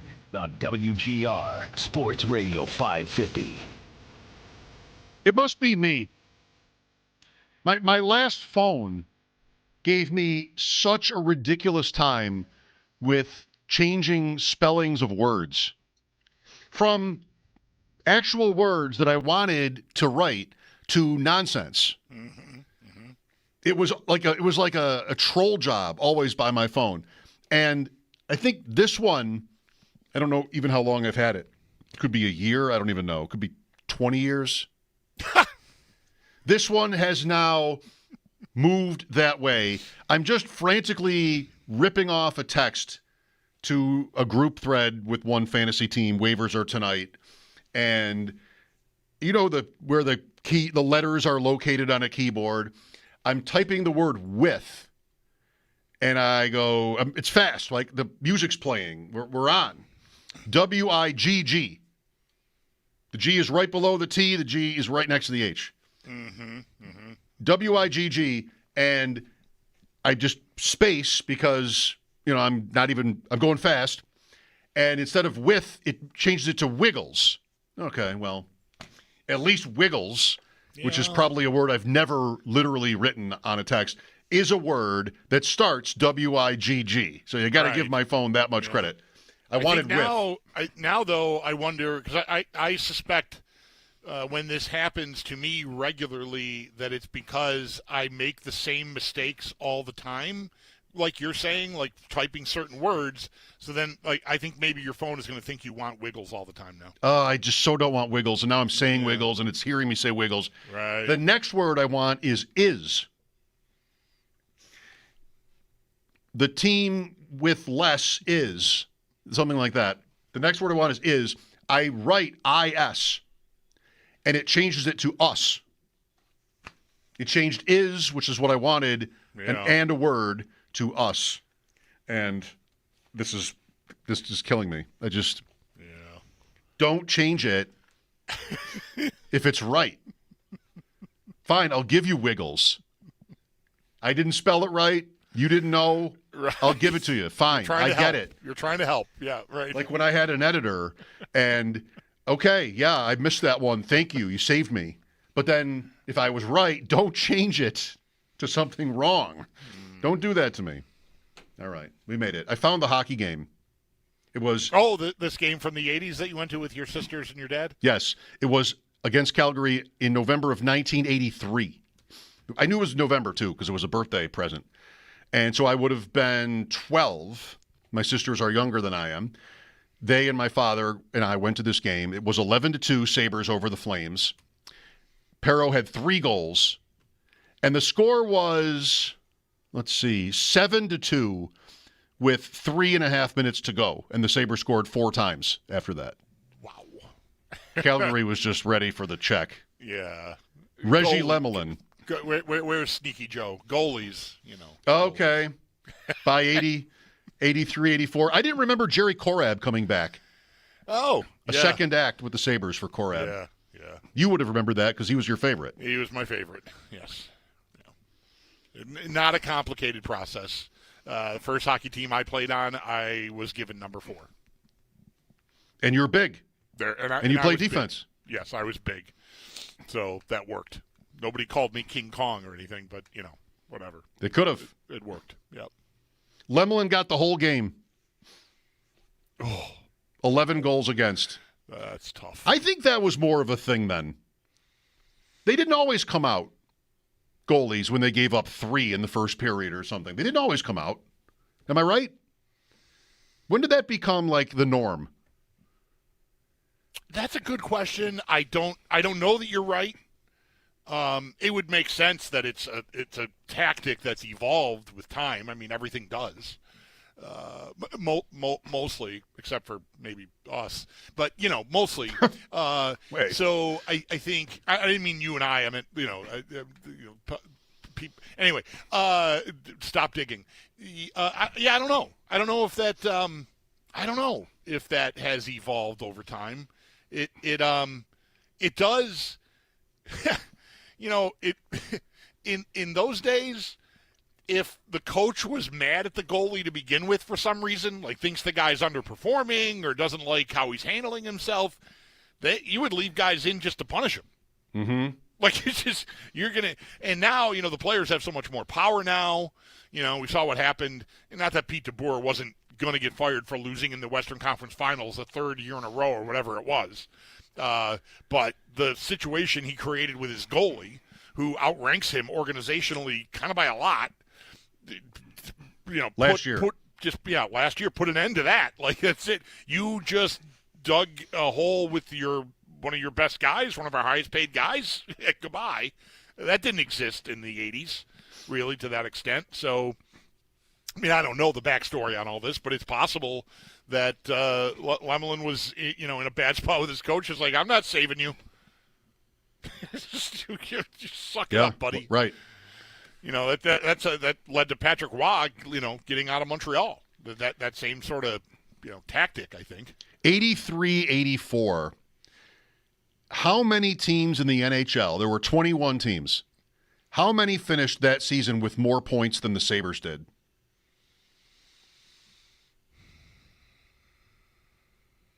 This is a question for me, if not for you also. Because I'm revealing that I never would have gotten this. Like I'm trying to. What year are we talking? 83-84. Okay. Like so 80. That's a dip in their timeline, is it not? Yeah, 80 is okay. I know. I was little, and I remember watching them in the semis. Like I know 70s were mostly good. Yeah. 80 was really good, and then the 80s where they could never win a round. Right. 83-84. I'm going to guess that 20 teams. You think they were last in the league? Yeah. They were 1 point out of second. Wow. I'm like trying to piece together what year is Pierre Turgeon. It's okay. This was, I think, so 103 points. 48, 25, and 7 ties. Wow. Is the Sabres record, 83-84. They finished 1 point behind Boston in the Adams. And by the way, the Islanders also had 104. Edmonton had 119. Edmonton finally wins this year. This is their first cup. Okay. So I'm 1 point out of the second best record in the NHL, 83-84. Quebec sweeps the Sabres. I was at game 2. And remember, before the game, just sort of people are milling around, right? It's like between the warm-ups and the game, like Zamboni, just 10, 15 minutes before face-off. The one Zamboni. And people are milling around, and I don't know if I was even in the conversation, but there was a guy talking to people who was adamant, this is game 2 of the first round, best of 5, and the Sabres had lost game 1 to Quebec. And I remember a guy standing there going, they are not coming back. This is the last game of the year. They are not. 103, it's Buffalo. Yep. 103 points. Right.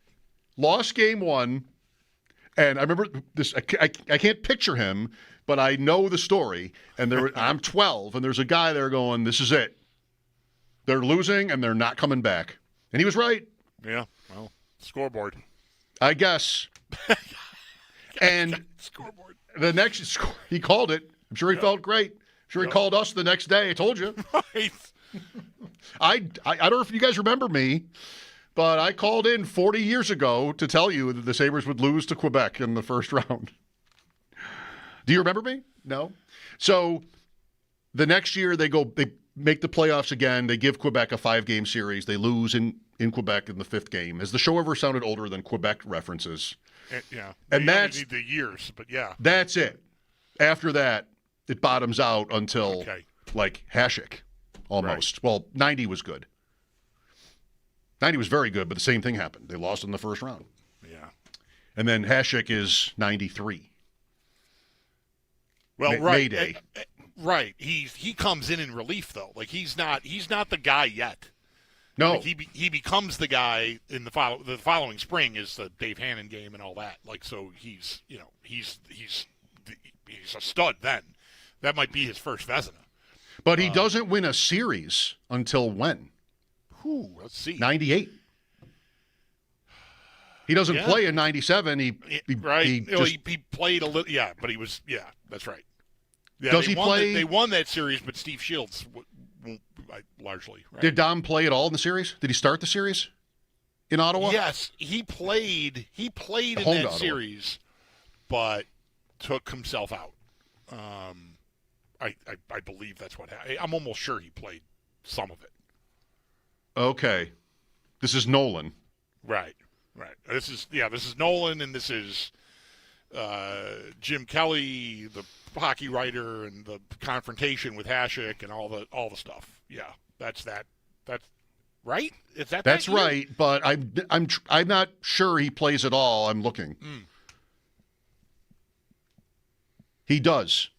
He played game 1 at least. So you got that. So it's secret. I mean, he was in that for part of the series they won. That's his first series win. Then 98 they won 2 rounds with him. Even though you get Rolison. In 99 you get Rolison. Right, in the Toronto series. Yeah, because there was here we go again. Here we go again. In 99 when he comes up lame and can't play early in that series, but he did come back obviously. Is this fun? Yeah. Is it? Good. Yeah. I love a Sabres rabbit hole. Yeah. Even if it's like miserable, I still love it. Yeah. I love it more than most current, team discussions. Dom plays in game 3 in Ottawa, but he doesn't finish the game. So he leaves with I can't remember this. I can't picture it, I meant to say. I cannot picture this happening. But he plays like half the game. Middle of the second period, not even between periods. He must leave. He's got an injury or something. He leaves in the middle of the third game. Shields finishes it. They win. All right, this I bet you'll remember. So they're down 2-1 in this. This is game 3 in 97 in Ottawa. They're down 2-1 mid-third, and Hasek has left. They tie it on an unassisted Daryl Shannon goal. Okay. Holy cow. And they win it on a Ward goal with 20 seconds to go. Does that ring a bell? Yes. All right, I thought maybe it would. It really doesn't for me, but yeah. 20 seconds to go to win the game. Ward especially, because Ward was – I mean, there were a lot of those guys were Nolan guys. Yeah. But, like, Ward, the only time Ward had what looked like a promising NHL career was in this pocket of his career, really, with Nolan. It just, you know, I shouldn't say it that strongly. He did continue to play a prominent role with Pekka and Verata later on. But it's like his foot in the door was Nolan. And, yeah, I can even remember it sort of feeling there was so much that was sort of, you know, take a side, right? Here's the greatest goaltender in the world. Here's this hardworking team and this gritty coach. And it definitely seems like there's some sort of problem between the parties. I don't think we knew exactly what. And Ward scoring that goal, I feel like I can see him skating to the bench, sort of like, you know, yeah, we don't need the goalie. Or but again, you're foisting your own narrative on it, or just how it felt to you as a fan or me as a fan at the time. But Ward was, to me, one of the core Nolan guys. Game 5, so it's 2-2. Shields plays game 4 in Ottawa. They lose in overtime 1-0, but that's seemingly going well. I was in Rochester, and like they took Shields from us for this because Dom left. If he wasn't there already, I guess he plays in relief in game 3, so he's there already for whatever reason. I don't know. Game 5 is in Buffalo, and it's Shields and then Trefilov because they're down and they pull Shields for Trefilov. So Shields got that opportunity over Trefilov, apparently. Yeah. In 97. Game 6 is in Ottawa. Shields, Sabres win, shutout, and then game 7 is Plant. Right. And then we entered somewhere in between all of that. Maybe after game 5 at home is when the thing with Dom and the media and our friends, our late great friend Jim Kelly, that sort of boils over. I think because it happened in Buffalo. The confrontation between the two men happened in Buffalo, and it would make sense to me that it would have been like before. I don't think it happened after they won the series. I think it happened. No, I think you're right. Yeah, but he never returns. No, that's right. That season, it's Shields. Shields starts the Philly series and they lose in 5. Gets in a fight, pretty meekly. Yeah, Ed Ronan scored an overtime goal in Philly. Yep, just to keep them alive. The series home for game 5. Yep, got that. Yep, I still remember talking off the air, like and I would have been still talking on the air weekly to Rob Ray then. But I remember off the air before game 5, before game 4 in Philadelphia, talking with Rob, and like they wanted so badly to just get the series home, just win a game and just bring it home. Mm-hmm. He's like, I don't think, I don't remember if he said it plainly, like, we're down bad, I don't think we're going to win the series. We just want to get home. Yep. So he probably left out the part about we're not going to win the series, but like we just really want to bring this thing home. Which they did. Ed Ronan. Yeah. I didn't know Kelly then, and I was not around the Sabres at all. But when I got here, so like fall of 2000, and got to know him, and then it wasn't long before Hashioki cropped up. And I hadn't known Hasek at all, but I knew sort of the story with him and Jim, and like I was nervous about it. Like I'd heard that Ruff loved it, and it was like this killer thing that we had.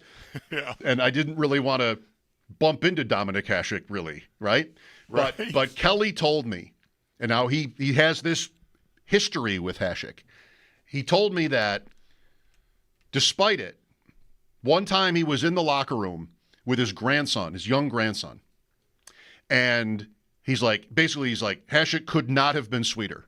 Yeah. He was just sort of, he engaged with the boy is really young, and he just engaged with them, and that was like something that Kelly wanted you to know about Dom.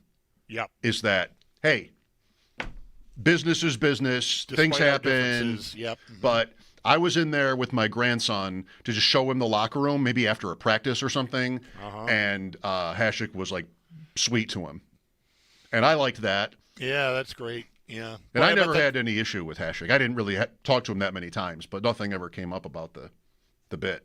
I mean, basically, we're making fun of his accent every day on the air. He could have had a problem. He would have been kind justified. of justified. Yeah, sure. Yeah. He could have said something. Yeah. Wow. But he never did to me. So it was an all-time great bit. It was. It really was. It started with Larry Felser.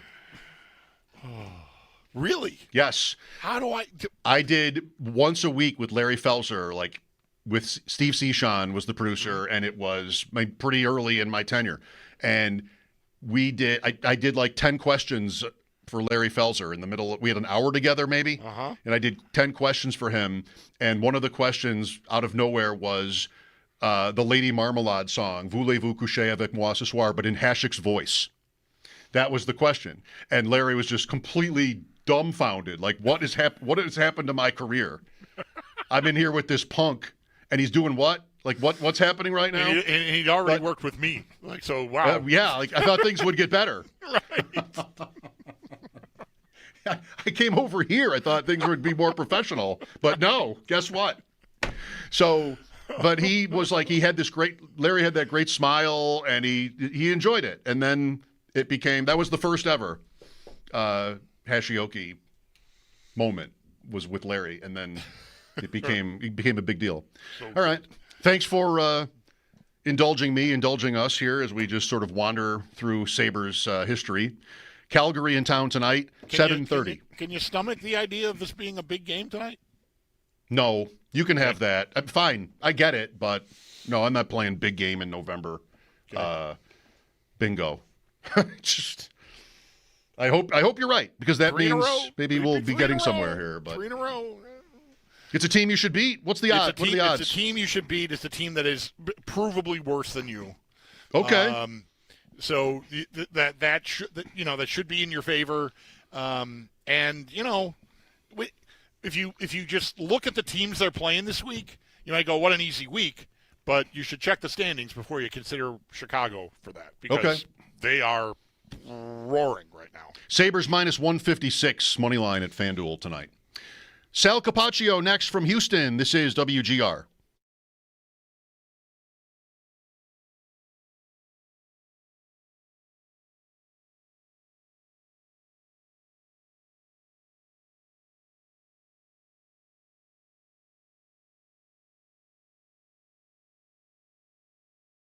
Bulldog here once again to talk to you about how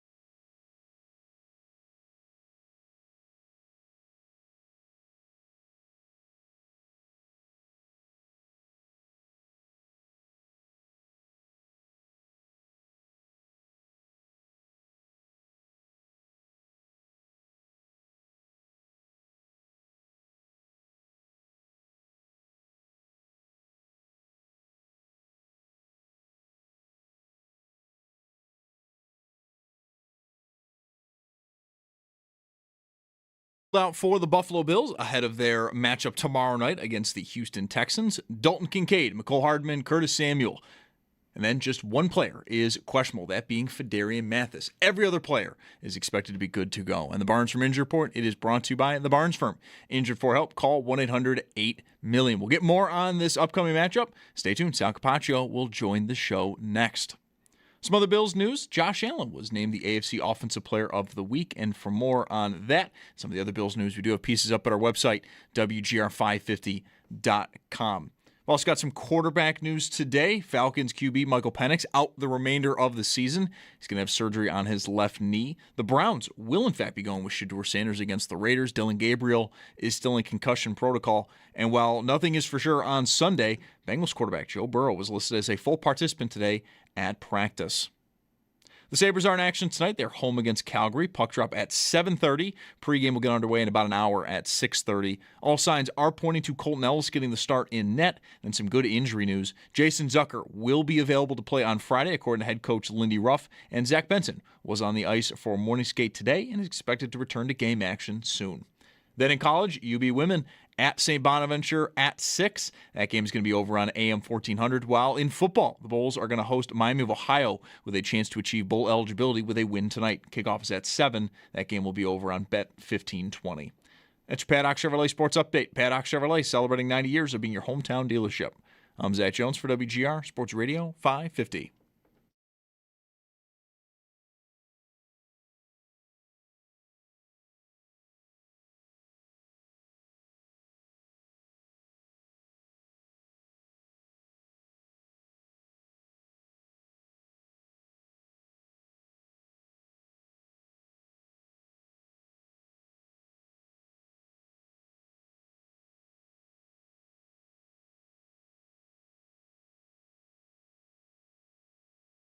Rare do we end up talking to Sal when he is on the road, but that is the case with the Bills playing a weeknight game. He made it.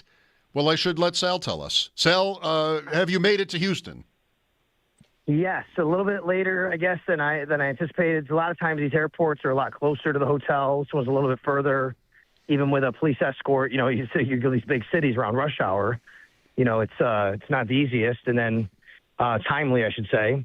And then got here, and I'm actually on a nice walk. It's 83 degrees and very little humidity, so it's really nice out here in Houston right now. So, yeah, it made it here. And, you know, talking with you guys now, this is the only game of the season where the Bills are playing outside the Eastern time zone, so an hour behind you guys. Right. Second Thursday night game, going back to the Miami home game early in the season. So what, I mean, we've talked about this many times over the years, but what are the sort of the actual challenges the Bills face having to turn it from Sunday afternoon to not only Thursday night, but travel in between? Yeah, I asked Sean McDermott in his weekly radio program today if a 24-hour rule after a game turns into a 12-hour rule. He laughed and said, yes, basically it does. You don't have time to really go back and look at everything from the last game like you normally would. They'll go over some film, but it's not like a normal Monday. Monday is really prepping for the next game, whereas usually Monday is kind of looking back at the previous game. You still do a little bit of that, but you got to get ready. And the team actually was on the field doing a little walkthrough on Monday already, starting the game plan for the Houston Texans. And then, of course, on Tuesday, they had a lighter practice. They considered it a walkthrough, even though it was a little bit more of a practice. Today, they did some stuff at the team facility before they got on the plane to head here. And then, as you're right, Mike, I mean, it's different when you're traveling, especially 3 hours, right? I mean, like, this isn't to New York for a Thursday night game, and you have to really adjust. You know, you're going to be in the air. You don't have time to be at the facility and do the things you need. And then, of course, the injury situation comes into play, and that's going to just vary throughout the years on everybody. And honestly, it probably impacts the Houston Texans more than the Bills today because, you know, if, according to John Harris, sideline guy for the Texans, who's a friend of mine, he was on with Zach today, he told me on his show, and then he also said to Zach today that if this game was on Sunday, C.J. Stroud is probably playing. But because it's Thursday night, he couldn't clear concussion protocol in time, and he's already missed a couple of games, so it was trending towards that. So that's the challenges that these teams have. Yeah. Sal, thinking about the time crunch here for both teams, I might guess that through the year, maybe different assistants take turns, or maybe just there's someone in each area of the team that maybe is doing work on Houston, knowing that there's going to be a time crunch, because you don't have the time to do all the normal stuff, but you're still going to want to put a plan together and attack, what you perceive as weaknesses and avoid strengths and all that kind of stuff. And so I'm guessing here that some of that gets done gradually through the previous 10 weeks. 100%. And that's actually true in all cases, Bulldog, but I would think even more so for a Thursday, but even more so for an unfamiliar opponent, right? It's not like you're playing a division team tonight where you've already seen them once. So that absolutely does happen. That's the advanced scouting team. Their responsibility is to look, how many weeks ahead, even maybe the whole season ahead, get some notes on players. And then as the game starts to get closer, you put all that together. And then as soon as Monday comes around, that's how you start to present it to the coaching staff so they can formulate a game plan. So all of that has to be done already. And now, now it's time to just go out there and play. I will say, though, on a Thursday game, you'll hear players say this. Even Josh said this against the Dolphins, even though they know them very well back in week 3. There's not a lot of time to put new stuff in. Like, it's basically you do your stuff, they do their stuff, and whoever's going to be better at it. If you want to put in a wrinkle or two, that's fine. But really, you got to just get ready to play, and you got to get your body right. You can't – example is the Bills. They're in these 2 walkthroughs, essentially. They don't have time in those walkthroughs to do like that, to put in new wrinkles. They just have to basically get their game plan installed and go play football. Bills up to -6 at spots on the road here, and that's a lot of respect for them, or a lack of respect for Houston, given all of this, the logistics. And it wasn't like the Bills were crushing everybody. They did have a win, of course, on Sunday. Seems like a lot to me, Sal, with the Thursday night on the road and Houston's defense and everything, lower scoring games with the Texans. The bettors think the Bills are a pretty good favorite here. I'm guessing that has a lot to do with Stroud. You're playing a backup quarterback. Just remember, though, Davis Mills has won 2 games in a row, and he's throwing the ball close to 90 times over the last 2 games and like 110 times over the last 3 games. It's crazy. They're not afraid to throw the ball at them, but they're not putting up a lot of points. And this is, I think, more about C.J. Stroud than anything else. Interesting note, I don't think this has anything to do with the gambling line, but I learned today from John that apparently the Texans have not won a Thursday night game under DeMeco Ryans. So sometimes he's only been there a few years, but I do wonder, when a coach has been at a place a while and you have that kind of record, is that because there's something they are doing or not doing, differently that maybe they could be doing to help their team? So really interesting. I just found that really interesting. So much focus, Sal, on the wide receiver core here for years, if you want it, I guess, but we don't have to really focus on that right now. Obviously, with what happened last Sunday and Keon Coleman being inactive, now we know no Hardman, no Samuel. I've thought, and we talked about this earlier today, and I bet we talked about it with you yesterday or the day before, I feel like Elijah Moore is a Samuel replacement. I'm saying a lot of words here. Really, all I should do is spit it out. What do you think about Keon Coleman getting back in the lineup? Would you bet on it or bet against it? Bulldog, I'm going to say that I think there's a chance he's inactive again. I don't know. It's a really good question for me, because even if I look at the roster, and you could take a look at, because you laid it out right, Samuel and Hardman are out, but really Hardman really is just a kick returner, punt returner. Right. He kind of doesn't factor. And they did just sign Brandon Codrington back to the practice squad. So that tells me he could very well be elevated to be that guy. Well, then you only get one more elevation, and to me, you're going to do that with Gabe Davis, unless you feel that maybe Gabe has too quick of a turnaround after being off so long, but he was so good for the offense. You elevate Gabe. I don't really know. By the way, elevations won't come out until tomorrow, even though it's the day before a game. Today, the Thursday night game, not till tomorrow. So I just look at the numbers and go, okay, if Moore is in for Samuel and you do elevate Gabe, where is the number? Where do you put Keon Coleman, especially after last week, how functional the offense was? And let's be quite honest. I said it before, and I'll say it again. Tyrell Shavers did everything you would hope Keon Coleman would do for you on Sunday. So I don't know if I would bet for or against it. I think it is pretty much an even money bet here. Yeah, when we talked about this earlier today, where I arrived was his way back in, Coleman's way back in, is if they're worried about Davis in the quick turnaround. Because I think if he's healthy enough to go again and be elevated, then I think that's Coleman's spot. Shavers is never coming out. That was true before Coleman got benched. Whenever we would talk about the numbers at receiver and Elijah Moore or Curtis Samuel, one or the other sort of taking turns being inactive, be like, well, what about Shavers? Well, he's core special teams, and nobody else in the receiving core does that. So he's pretty much got, he's got a spot written in permanent ink. I think Davis would have to be, worrisome for them in order for Coleman. My view is that's Coleman's way back in. And let's remember, Khalil Shakir has not practiced this week. We know now the reason is because his wife and him, they had a baby, so congratulations to them, but he hasn't practiced. He's off the injury report, so that means he should be good to go and, at the game and playing in the game. But he has been dealing with the ribs and the ankle. So if you want to say, well, yeah, but you could just have Shakir return punts. We talked about this last week. I don't know if you want him doing that right now. I mean, he clearly was not himself last week. They had one catch for -3 yards, and he clearly wasn't himself. So I think that spot's got to go to Codrington at this point, and then you're just kind of in a numbers crunch right there. Sal, what is the upside for Shavers? Was Sunday it? You get a big play, you get a couple more catches. It was a career day for him. Is he somebody that you think can keep doing that kind of output?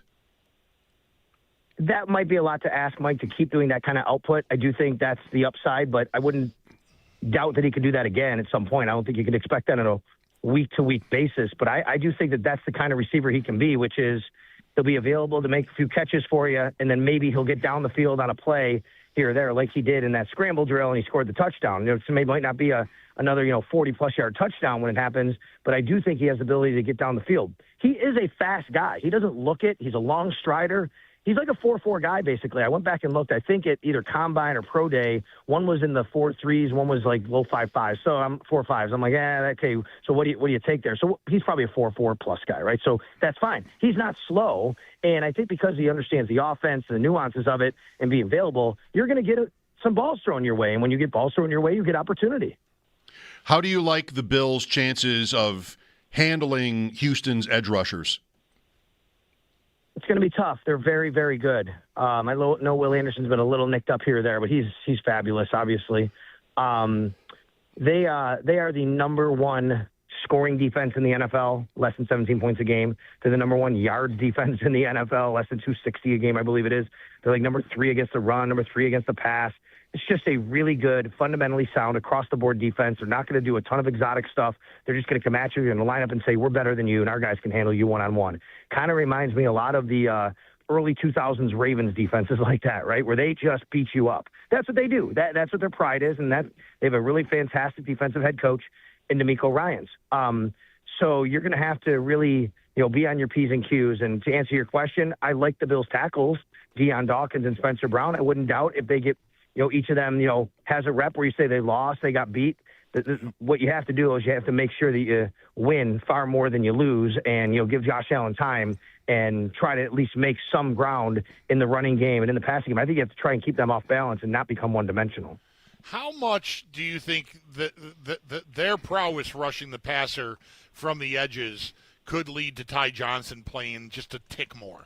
Sal, not that usually we think of pass blocking for that role, and it's picking up a free guy coming through the middle more so than chipping on a defensive end, but that might be called for. If one of these guys, I would expect the Bills to try to just get by with Spencer Brown and Deion Dawkins. I'm thinking of a Raiders game a couple of years ago with Max Crosby coming in red hot, and they didn't give Brown any help, and Crosby was a ghost in that game.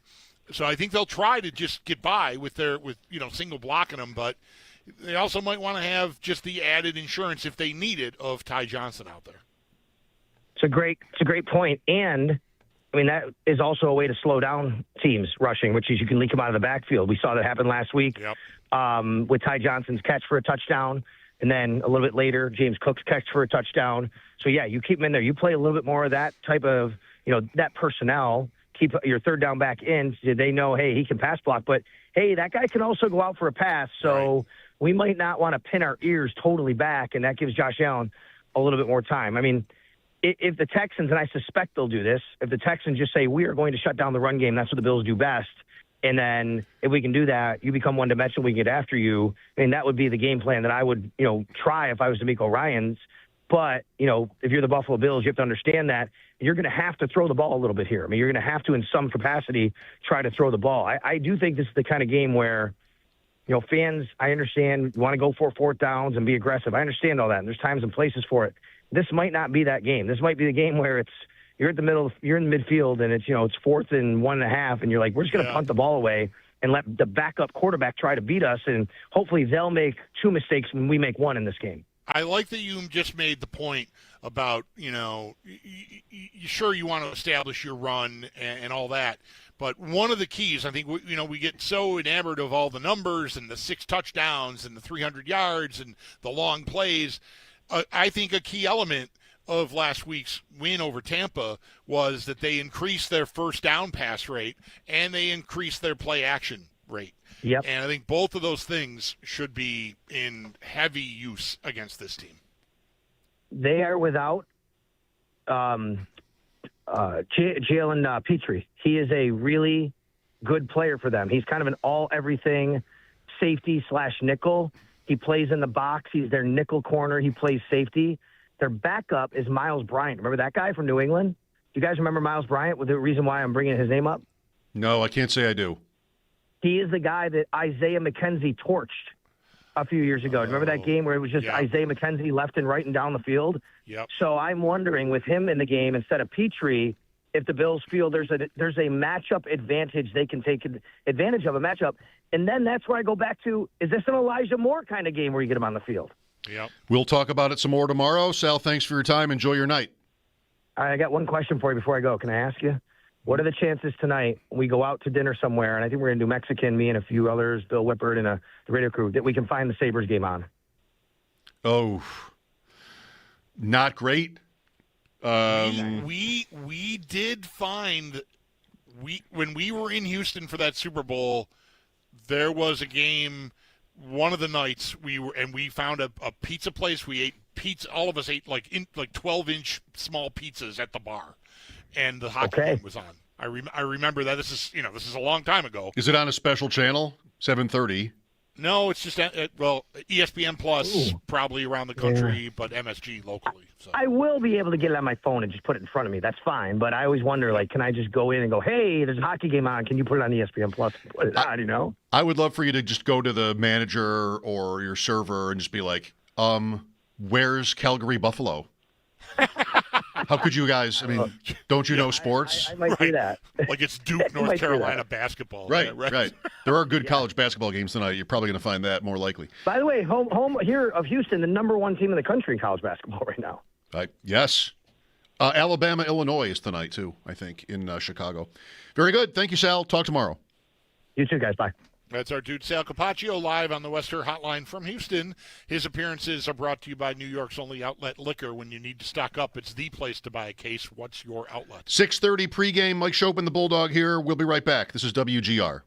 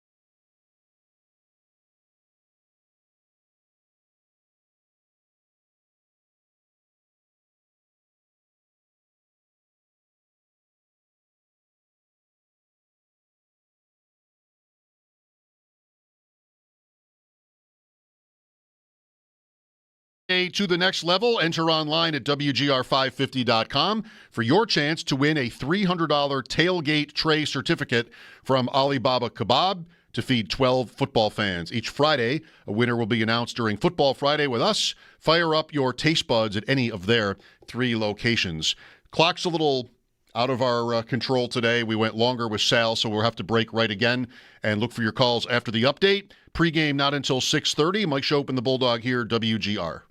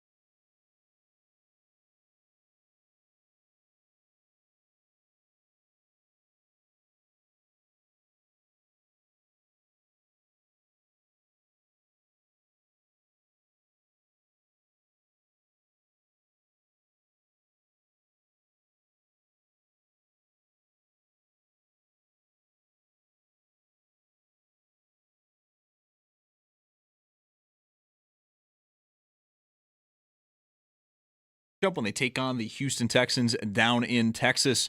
Dalton Kincaid, McCole Hardman, and Curtis Samuel, while Fedarian Mathis is the only player who is questionable. Everyone else should be good to go. And the Barnes from Injury Report, it is brought to you by the Barnes Firm.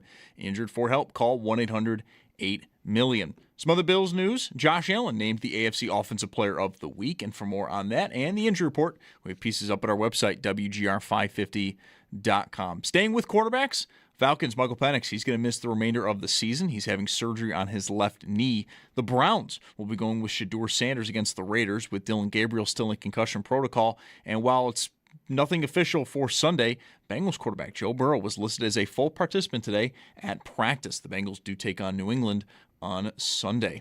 And then coming up in about a half hour, Sabres pregame, as they are going to take on the Calgary Flames at home tonight. A 7:30 puck drop. Again, pregame in about a half hour at 6:30.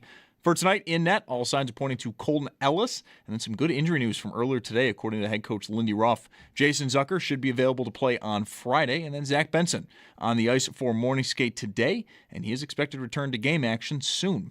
We've also got 3 other games in the league tonight. 7 p.m. sees Washington hosting Edmonton. 9:30, the Wild have the Hurricanes in town. Then at 10, Boston's out west versus Anaheim.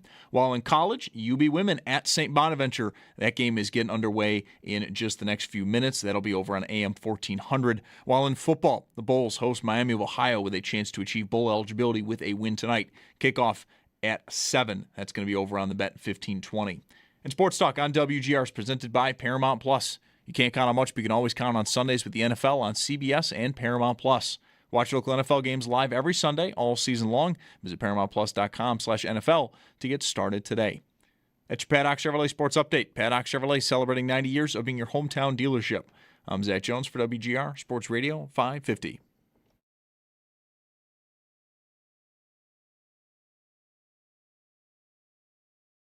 It's Mike Schopp. Name any word in less than a second. I will tell you how many letters are in it. But I cannot do anything mechanically. I don't even know how to put a game together for 3-year-olds. And the Bulldog. Fool me once, shame on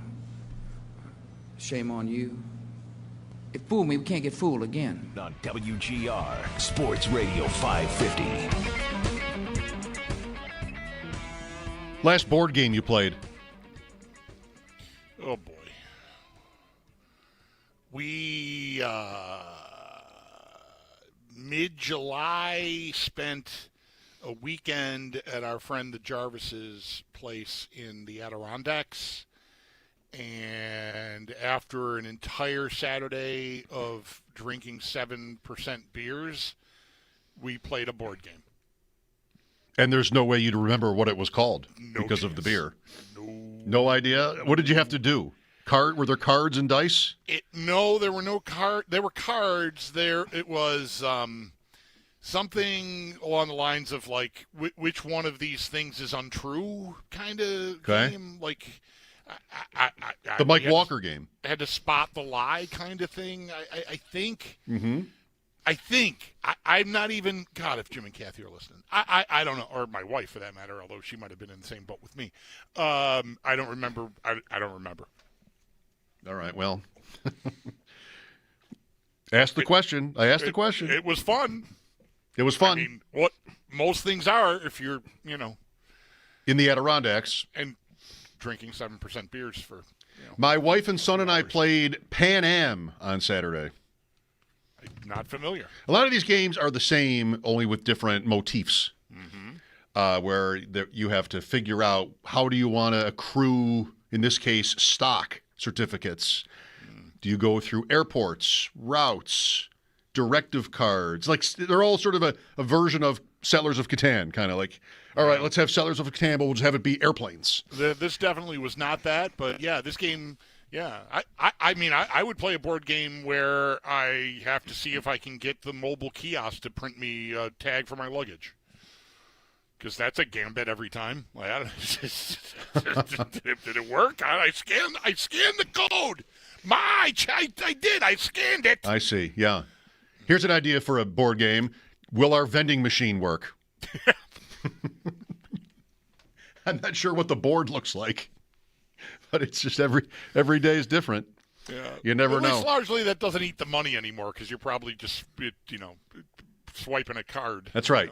That's right. So hopefully you're not getting dinged for that. And Bowerly's never here anymore, so there are never signs on the vending machine about how it owes Tom Bowerly $1.40.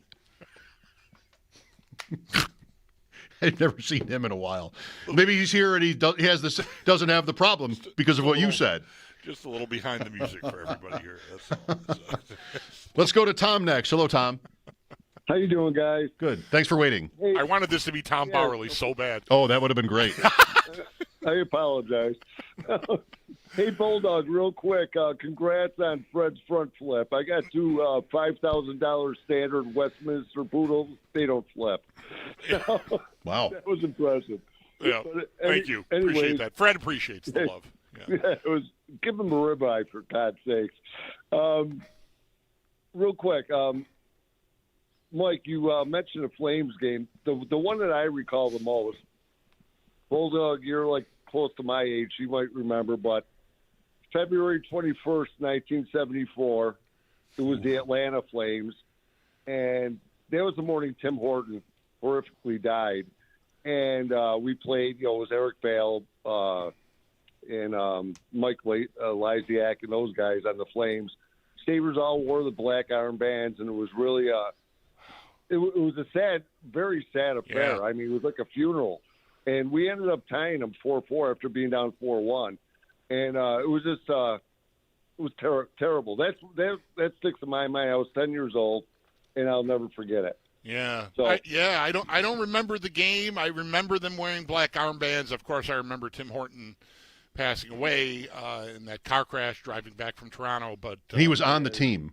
You're right. Yeah, right. yeah. He actually played his last game against the Leafs with the Sabres the night before, and he drove home in his Pantera, and you know what happened. So, anyways, my main point about Keon Coleman, I think that the person most affected by this, I think it's pretty obvious, is Brandon Beane. He's got to be so disappointed, not only with the on-field performance, but all this other crap that's going on. And for someone, I mean, this, sure, he's late to 3 meetings now. I mean, we're not talking like anything major like a lot of these other NFL guys do, but it's got to be so disappointing to him, and that it's a black eye for him. Yeah, no, it sticks to him for sure. That. Yeah, I mean, you make the pick, your name's on it for good or bad for life, for his Bills career.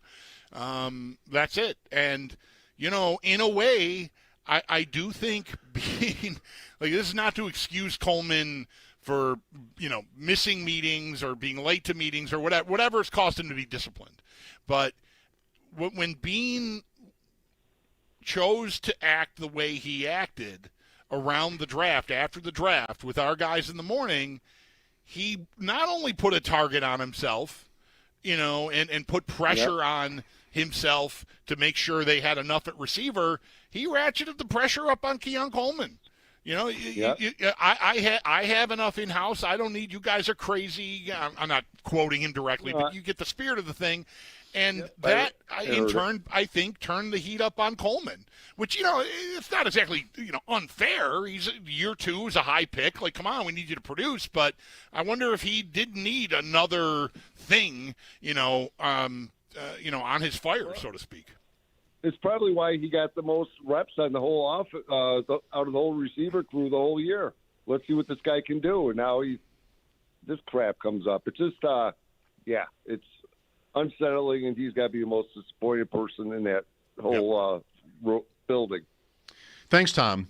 I don't think I could go as far as to, if you meant this, to attribute being on the station touting his receivers to pressure on Coleman.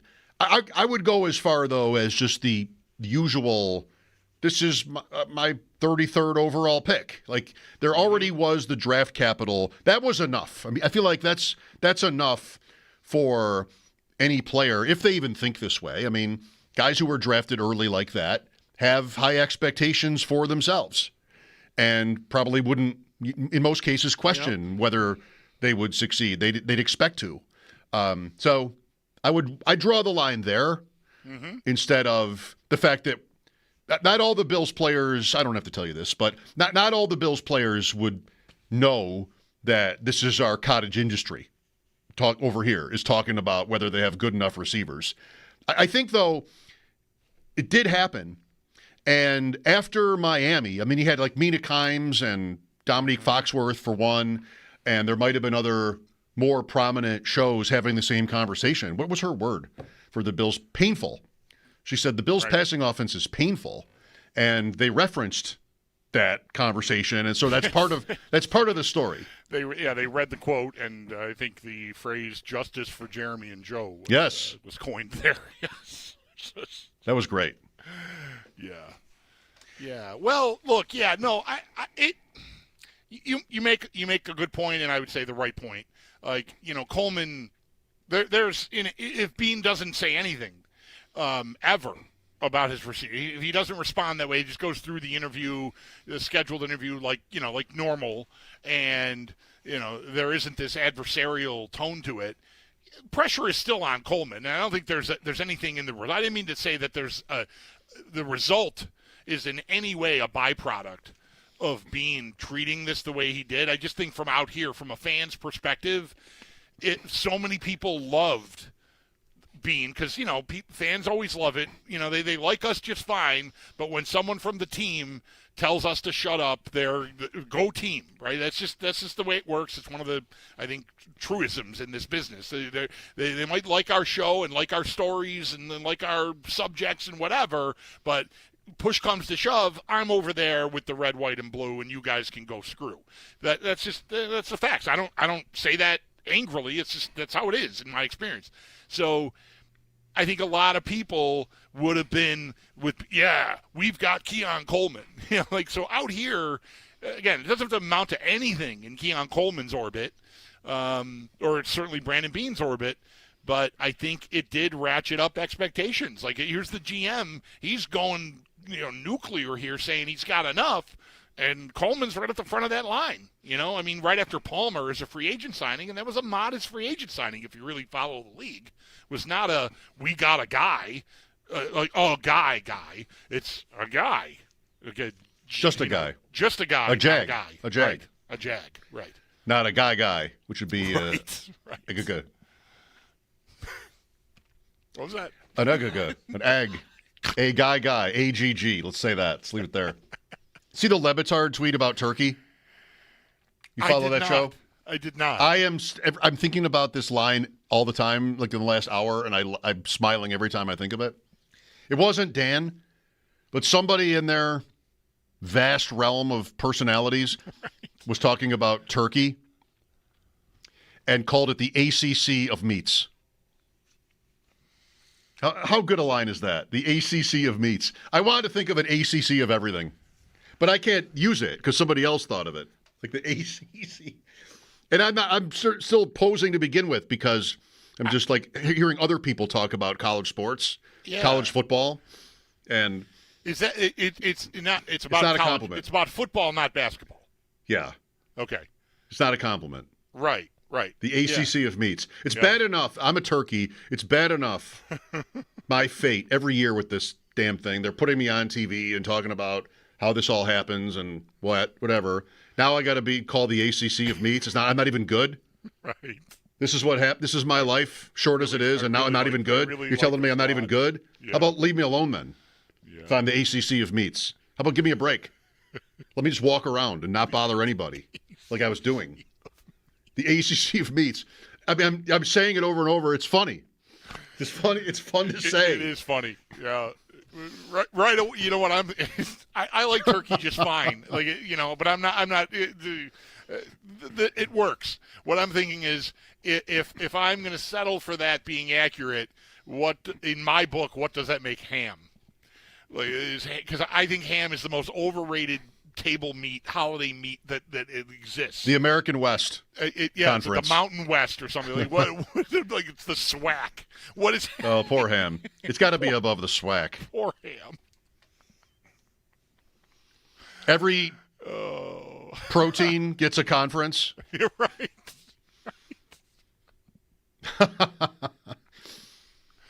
I had a question for you about Thanksgiving. Okay. I have already made my decision, mostly. Mm-hmm. But if you were just like really strong on this, I would reconsider. Okay. So Thanksgiving is next Thursday. Please don't make this about putting raisins in the stuffing. No, I wasn't. I'm not making stuffing this time. Okay. One of my contributions every year is this mushroom tart. That's a big hit. Anything vegetarian to add to the festivities is a win because my wife doesn't eat meat, so that helps. And I've been really successful, maybe 4 years in a row or more with this mushroom tart. Right. Same every year. Flat 12 for the mushrooms, custard. That's my dish. And we decided this year to change it. And so, okay, I want it to be vegetarian, and I kind of want it to be a pasta dish, maybe. But there's already a lot of starch happening on Thanksgiving, and I don't want to make lasagna because I think that shows the turkey up. I agree. I don't want turkey and lasagna, one or the other. Yeah. It's the ACC of meats, but still. So lasagna is out. Your instincts are good here. But if I were to so far, just generally, what would you say? A pasta dish on Thanksgiving as a side, and it's not. Don't say macaroni and cheese. Right. Okay. Because that's obvious, right? Right. Do you have another idea or a sort of a beginning of an idea that you like? Because pasta on Thanksgiving, I think, can work as a side. You know, you want everything there. You want all kinds of, and not everybody wants to eat turkey, that much of it, and the Brussels sprouts. So maybe a little bit kid friendly. Doesn't have to be though. I'm not gonna base it on that. I can't wait to hear where you end up on this. I might think like nothing heavy, like not like an Alfredo or anything like that, but something that like maybe some angel hair olive oil seasoned with some chopped vegetables in it, like sort of a pasta primavera, but like without the creamy sauce, just like a olio, white oil based, but spiced. Some Parmesan cheese or not even whatever. Something like that I could see working. Okay. I set all that up from my beginning thoughts. You're just going to make spaghetti parm, aren't you? No, I remember that the choice I made, which is a recipe from a book, is not actually pasta. It's polenta. It's a Tom Colicchio mushroom bolognese, so it's not actual meat, but it's mushrooms as the meat with a polenta gratin, so a cheese polenta. Yeah. That's what I'm going to probably do. But I wonder if there's like a number one answer to the question I asked you. Take out lasagna, take out macaroni and cheese. This is like, you gave me a good answer. You need something like that. Maybe like a pasta salad. Something that is going to be perceived on the plate as being polite. Like it's not trying to, announce its presence with any kind of authority. It's just like, oh, what is it? What is it? Oh, what's that? Oh, okay. That looks fresh. I'll try a little of that. We don't need a fire to be lit. Right. It doesn't come with a blowtorch. Nothing like that. Right. Stealing the scene. Good. How about a pasta salad? Is that too basic? Too easy? That feels a little too picnicky for Thanksgiving to me. And I'm not turning heads with a pasta salad. No. If I want, because I like the glory. I like the attention for this mushroom tart. Do something you want to. Yeah. I want it to be interesting and good. 100%. All right. Yeah. I realize here there is not like an obvious answer to this. I don't think there is, because outside of macaroni and cheese, I don't really feel like what are the I don't want to turn this into the morning show's Thanksgiving Survivor. Oh no! But like what are the green bean casserole is a staple, at least on our table. Like one of my sisters always makes green bean casserole, so that's coming. The standards, your stuffing, your potatoes, your sweet potatoes. There's not a pasta side that just other than mac and cheese that springs to mind at all to me. So the best I could do is what I offered you. Yep. All right. I like it. I make that olio all the time. Not with vegetables, but just olive oil, Parmesan. That's it. It's a lunch for me. Angel hair, you said. Yeah, I like that. Just that it's that again, keeping it light. Like just Not looking for glory. Who's playing on Thanksgiving? You might be wondering. That's a good question. Detroit and the Packers? Yes. Okay, that's early. Jack White, halftime. Oh, yeah? I'm gonna watch halftime. Yeah. Okay. Love Jack White. You know who Dallas has? Dallas has, I don't know. Chiefs. Oh. Well, that'll be fun. Chance for the Chiefs to get back to 6-6. Right. After they lose to the Colts on Sunday. Right. And then Cincinnati at Baltimore. Right. Joe Burrow practiced in full today. Lamar Jackson did not practice today. Now it's an ankle. He struggled badly against the Browns. They won anyway. Yep. But now it's an ankle on the injury report, not practicing on the Wednesdays, not running at all. I don't know. We would be out of our minds if Allen was in and out of the lineup as often as Jackson. I know. I mean, what a luxury it is. The guy just plays them all. But, man, Jackson has just been there's a lot of stuff. I think that's the whole Lamar Jackson experience, maybe even within the organization. I feel like it is, and I'm a great fan of his, if I need to say it. But it's just like, I think you kind of just throw your hands up. This is how it is. That was the contract. That was, injuries. He was sick all the time. All these different times where he's like, he's practicing in full, but not actually. He's actually practicing as the scout team quarterback, so he's not going to play that Bears game. Just like, I feel like you just have to put up with it. And his coach has been there way longer than he has and has won enough where I kind of feel like they all just have to put up with it. That's not to say that you can't like or even love him, but there's just always drama. Yeah. And I also am not questioning whether he's actually hurt. Like, why doesn't he run? He's not healthy. All I'm saying is we would never stop yelling at one another about him if he were our quarterback. Like, it would just be as divisive as anything we've ever experienced, I think. We've yelled about him a lot anyway, and he's not even on the Bills. I know. That's right. That's right. All right. Bulldog's going to bring on Paul next to start our pregame coverage. The Sabres home to Calgary tonight. Mike Schopp and the Bulldog here, WGR.